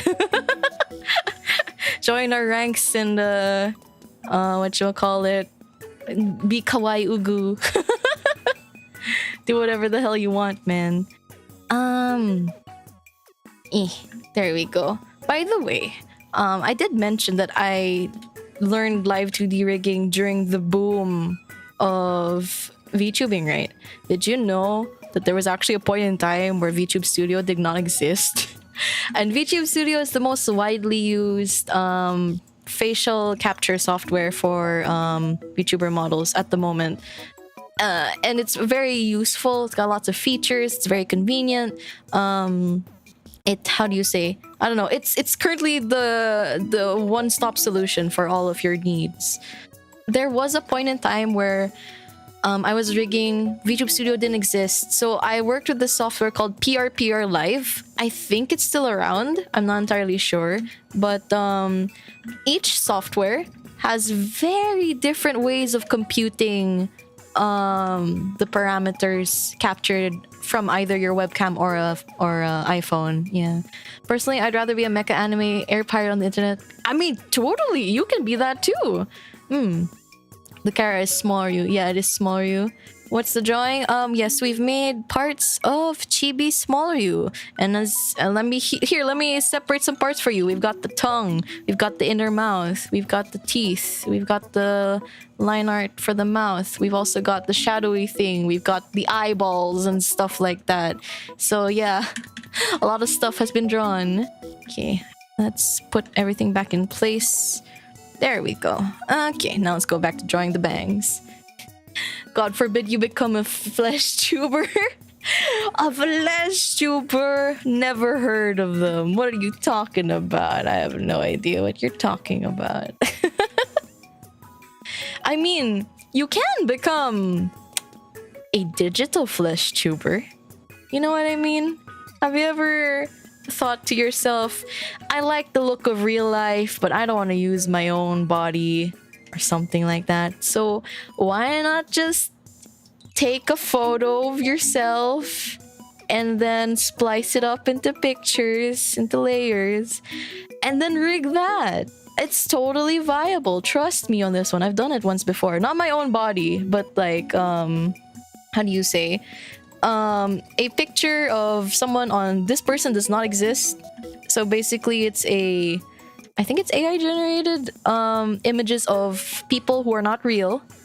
And basically I made myself a man. I became a man. I should honestly do that again sometime and show you guys what it's like, because it's pretty fun and it's also very cursed. I love it. So 10 out of 10 would recommend.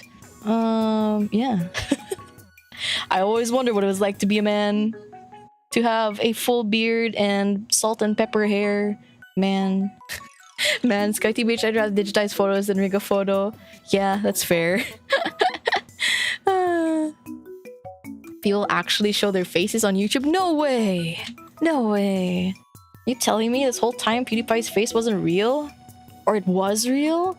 Bruh, immersion ruined. Nice. Anyway, let me... Okay, I think at this point... let me just like close up this piece of the bang. I feel like I'm not quite capturing the look of this right. I don't know. Let's just do it like this. There we go. This is actually a lot of stuff that I could separate. This section here on the right is actually quite complicated. So I guess I'll go over it later. Yeah, I'll go over it later. Okay, so for now we have this. That's good enough. That's good enough. Now... Excuse me. Oh. I think I'll go back to this brush and then like start outlining the bangs that curl around the face. And I want it to be mirrored. So we've got this. Okay. And then all the praying Taskarus in the chat. Soon you'll be able to hear small Ryu hiccuping. I think that's gonna be even more blessed, I'd say. Okay, now let's do this section here. Actually, did Uta Mama separate? Oh no, they're connected to each other. Okay, I didn't know that. Interesting. Okay. And then... Alright. Let's erase some of that a bit. And then... Let's have it... Where do I want it to connect? I don't know, I'll just do it like this. There we go. Okay, I'm satisfied with that. Now I'll just clean up the other side over here. Like, add stuff to make it merge a bit better. I know I'm still gonna, like, cut out parts later, but it's okay. And it'll be fine. Sometimes things need to be removed in the long run. Anyway. Knights don't be smart. Knights hear. Hick. Knights be happy. Knights pray. Lethally cute. Yes, your hair is just so pretty to look at. Thank you.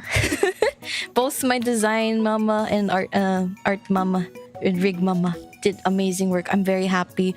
And again, I can't repeat this enough times, but like I still can't believe that I got chosen to play as Skye.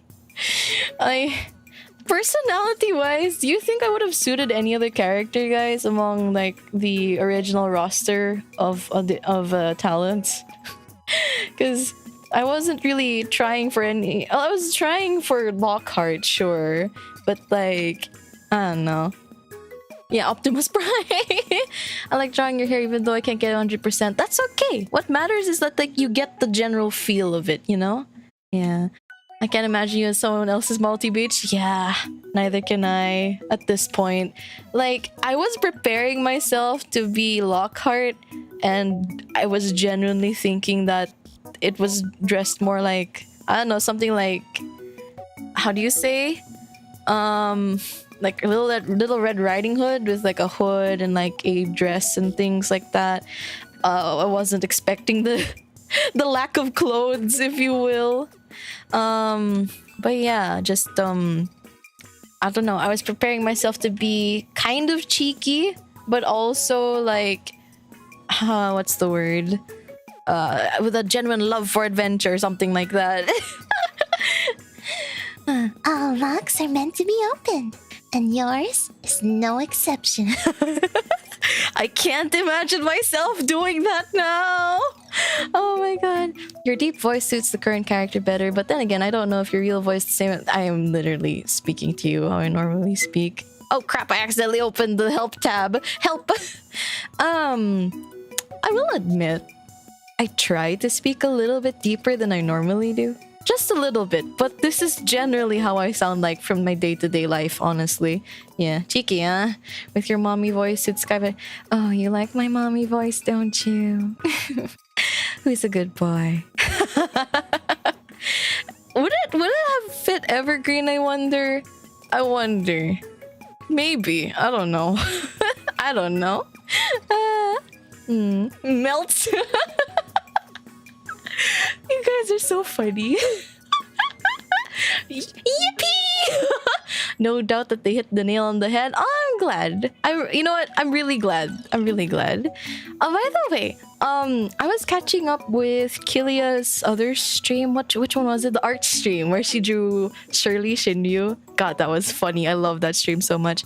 How do you say? She talked about how we all FaceTimed when Kiki and I went to go get samgyup, and we FaceTimed Kilia, and she says that we're pretty, but holy shit, Kilia's so pretty. Me and Kiki, like after the call, we looked at each other like, holy fuck, she's pretty.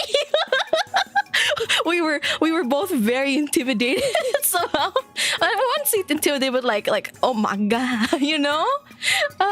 Yeah, just like it's funny. It's funny, that's all. Also, what else were we talking about? Oh yeah, Kilia also mentioned that we all look like our models. I agree that we all look like our models, one way or another. Yeah. Oh wait, do I still have the... Okay, I don't have the thing on. Okay, we're good. I thought I had the... I thought the mirroring tool was affecting my selection of the bangs. Anyway, so like... One thing that I noticed when I got accepted as Skyfall, as myself, Shinryu, it's like a really minor thing, but like the way my hair parts is almost like, it's almost exactly the same. Yeah, the way my hair parts down like on the right side of the head. Well, in our view, it's the left side, but like, yeah, my hair actually does part like this. It's funny. Na lang. I thought I'd mention it. Anyway, so these are the bangs. I feel like, oh my god, her head is so huge. Wait, her forehead's too big. I need to fix that. I need to fix that section. Looks silly. Wait, I need a few more separation points here. There we go. You have hair rings? I could give myself hair rings. But yeah, just like, it's funny how like it's very minor details, but it still feels, you know, like, hey, I have that, you know. It's very silly. Wait, I think what I'll do instead, I'll just delete the color layer and I'll just adjust it with the liquify tool. I'm gonna turn off the ruler though. Okay, so I'm gonna adjust this here. I think I need to use a smaller tool. Oh, wait. There we go. Yeah, that's better. Okay, now let's also fix this here. There we go. Okay. IRL hair loops and wings. Let's fucking go. Yeah. Let's fucking go. I'm still waiting for one of you to cosplay me, by the way. I am waiting. I am waiting. I don't care if you're a dude or a girl or anything in between or outside that. I just want someone to cosplay me. I better see it off, guys. Somebody cosplaying as one of the EIEN girls. Even if it's not me, I will be satisfied if one of you goes as Kiki. Dress up in armor, then cosplay as Skye. Perfect. Like, just wear a suit of armor and then just like duct tape some like wings and hair loops onto it, and that's me. I'm a guy, that's totally fine. The face that launched 1,000 airships. Dog Skye cosplay. Wait, that would be cute. I'd love to see that. I'd love to see a doggy dressed as Skye. That'd be so cute. That would make me happy. I like doggy. I like doggy and cat. I like many animal. Animals are cute. Animals are friend. Yeah. Okay. I think this is okay. I think this is good. Baby Skye, baby Skye, baby Skye. Oh no. Oh no. There we go. That's better. I will give you something better. Kiki cosplayer getting arrested for indecency. Oh no. Wait, I'm a guy with a big chest. I'd look good with your cleavage. Let's go. Let's go. You have my titty. Let's go. Oh my god. This still feels really high up. Like, I need... Like, this is too much forehead. Wait, how much forehead do I actually have? Oh. Oh. I feel like I could lessen the gap a little bit more. Yeah, let's bring down her... Let's bring it down a bit more. Oh my god. Okay, let's delete that again. And... Honestly, you know what? I'll just, like, erase this. And then just draw it out. Yeah, that should be fine. Nombres of the Man. By the way, have you guys heard Bao's new song? The springtime one? It's very pretty. It's very road trip worthy. I really like her music. I can't sing as pretty as she can, but like, god, it's so pretty. I wonder if my friends will allow me to play it while we go on vacation, because I'm traveling with friends. Yeah. Where to, I will not say just yet, but you will find out soon enough when I come back after the weekend. Is that enough? I'm pretty sure that's a lot lower than the original thing, right? I think it is. Yeah, I think it is. That's good enough. Good enough. Okay. And let's deselect. Oh, darn it. Wait. Oh, it's because there's like a big gap over here. Let's fix that. Okay. And I'll paint over that later anyway, so it'll look neater once we're done. Okay. Deselect these parts and then fill it in with color. And there we go. Yeah, that's a bit better. You have my titty, but it'd be nice if it were what? Well then perhaps I'll make some airship lore. We have airships now? Oh boy. Airship lore coming in, let's go. I want man boobs so bad for Skye cosplay, of course. Nah, Titan, it's just me. I'm kind of a steampunk freak. Oh, a Titan? Rather than an airship? If she gives me an order, I'm so dead. What? What? Is this Skye's aerial navy in the lore? I'm lost. I'm lost in chat, guys. Accept the forehead. Embrace the forehead. Do tic-tac-toe on the forehead. Oh no. Okay, do I even want to shade this now at this point? I'm already really hungry. Maybe I'll save this for another time. I guess part 2 is gonna be more art. Working on Small Ryu. Let's bring up the sketch. So yeah, this is our progress on Small Ryu for now. Let's turn off this thing. What is this layer? Ah, it's the... Okay, I'll name this as Bang's color. There we go. Okay, so far, this is the progress we made. She looks... I don't know. Like she's going to... How do you say? Rip me to shreds. I guess. I don't know. Flick the forehead. No bully. Wait, give me a second. Let me remove myself from the frame.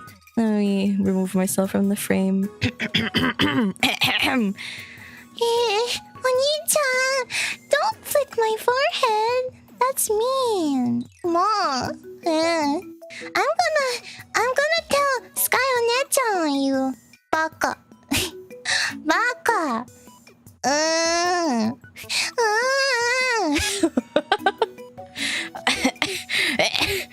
Before we go, do you want her to say anything else?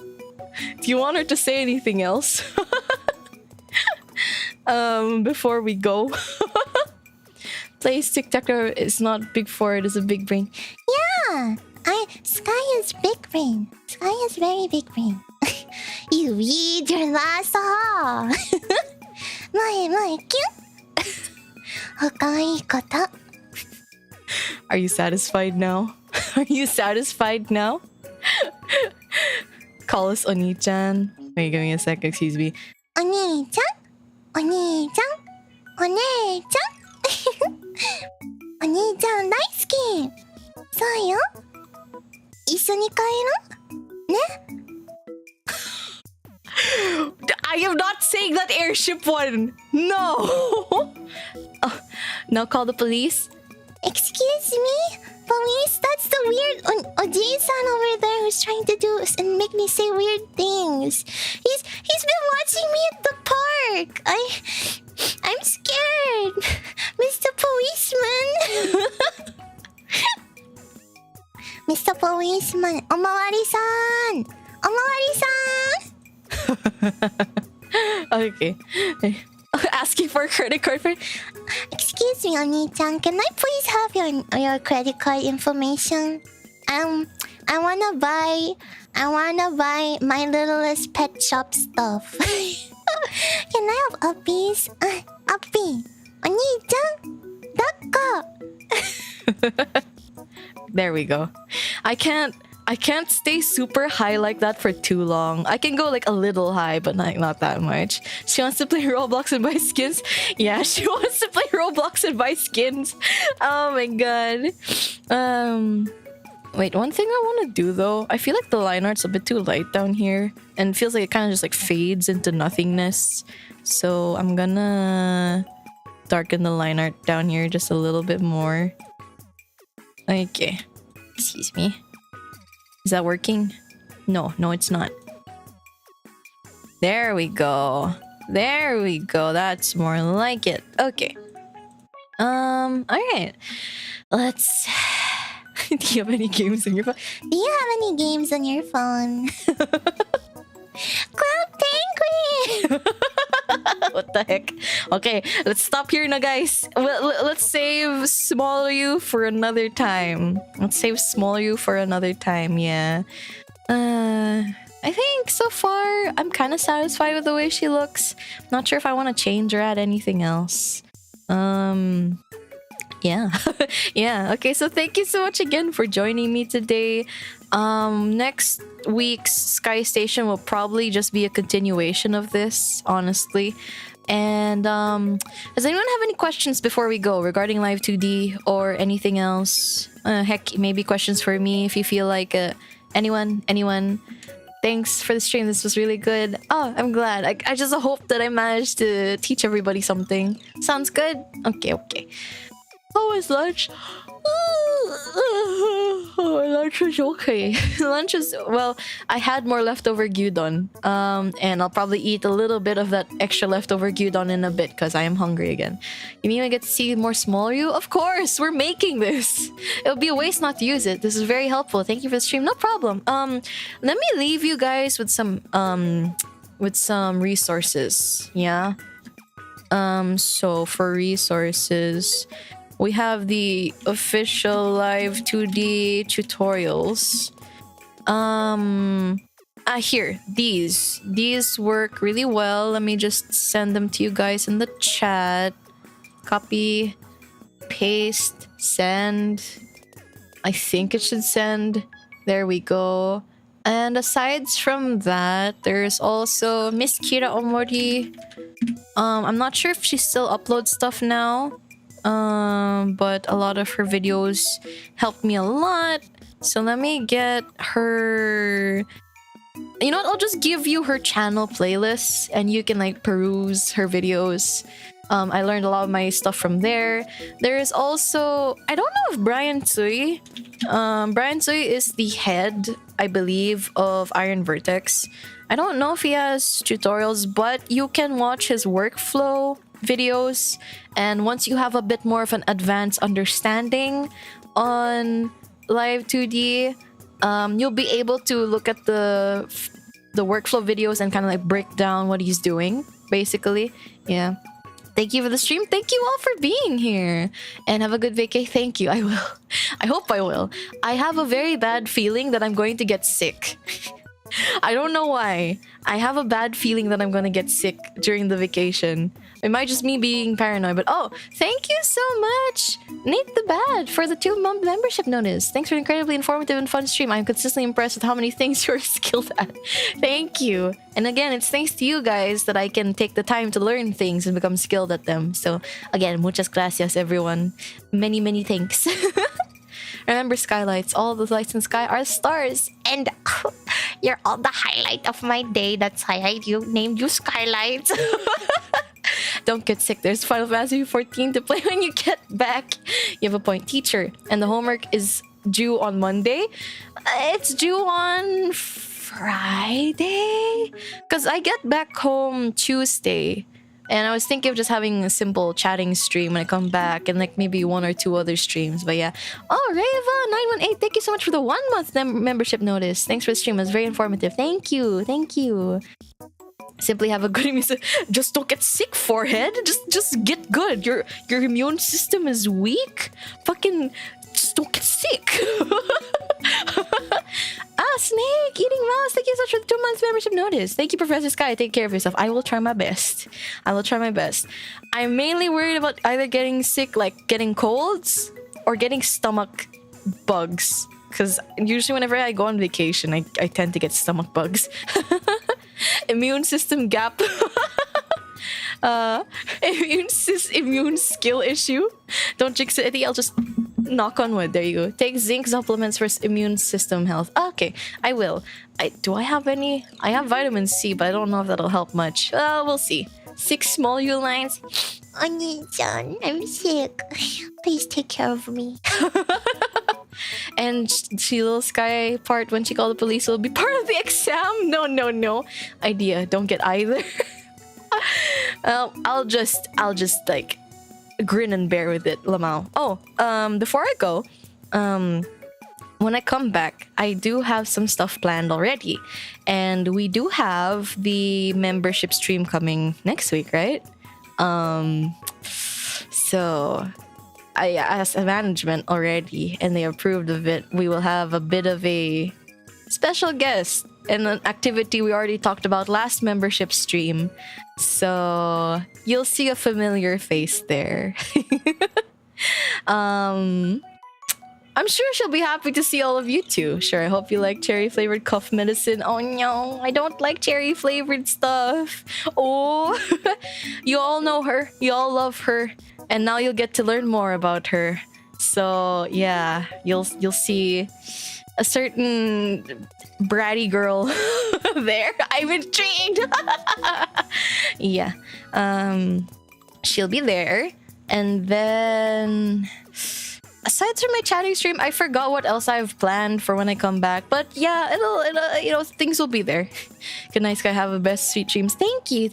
And I hope you all have good sweet dreams as well. So if you want to know the intricacies of Miss Stephanie's interests, I highly recommend becoming a tier 2 member.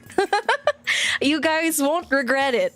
You won't regret this development, if you will, if you consider joining. And let me just say, she may be a more frequent guest during membership streams. You must become a tier 2 member now. What the heck? Skye is a Mega Man character after this stream still going off on your... Yeah, my little Metar helmet.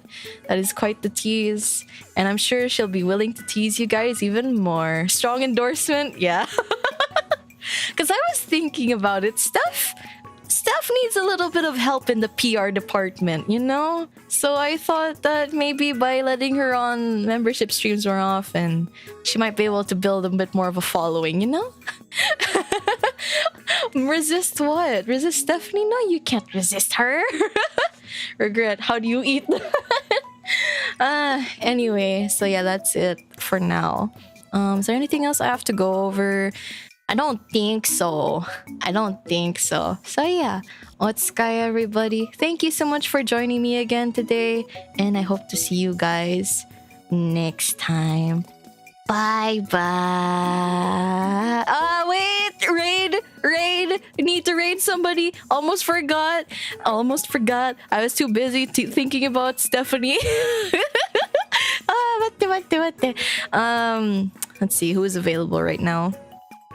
We've got Miss Ewina was here kanina. So we have Ariana and Scarlett. Scarlett streams every day. Scarlett's always gonna be available at this time. Oh my god. She's playing Dark Souls. It's okay. We were thinking about Stephanie too. See, Stephanie is too powerful. Wait, where is anyone else streaming? If I search VTuber, what does it show me? Wow, I can raid myself. Scarlet, please touch the. Oh no. Oh my god. I also forgot things when I think about Stephanie. Scarlet, all reliable. Scarlet's a real one though. Let's raid Stephanie. Maybe next time we could raid Stephanie Lomao. Anyway, let's spice it up a little bit. Yeah, let's go with Scarlet. I have no idea what she's streaming now, but it looks spicy. So since we seem to be in a spicy mode, let us raid. Oh, is Irie up? Let me see. Let me see if I can raid her. That's the thing. I don't know if I can raid people unless I like search and check. I don't think I can. Her name does not appear when I search for her. I am Sag. Yeah, I can't raid her. Who else from FaZe? Is anyone else from FaZe on? Nope, the only person I can raid is Arena. And then what about Reverie? Anyone up there? No one's up here. How about Kawaii? How about this is not related to Kawaii. Let's see. How about Kawaii? None of them are live either. Nobody's awake at this hour. Mike rated my own debut. Ah, yes. Anyway, yeah, let's go with Miss Scarlet. I'm gonna save that now. Okay, so thank you all so much again, guys, for joining me today. I hope to see you guys again next time. Bye. Bye.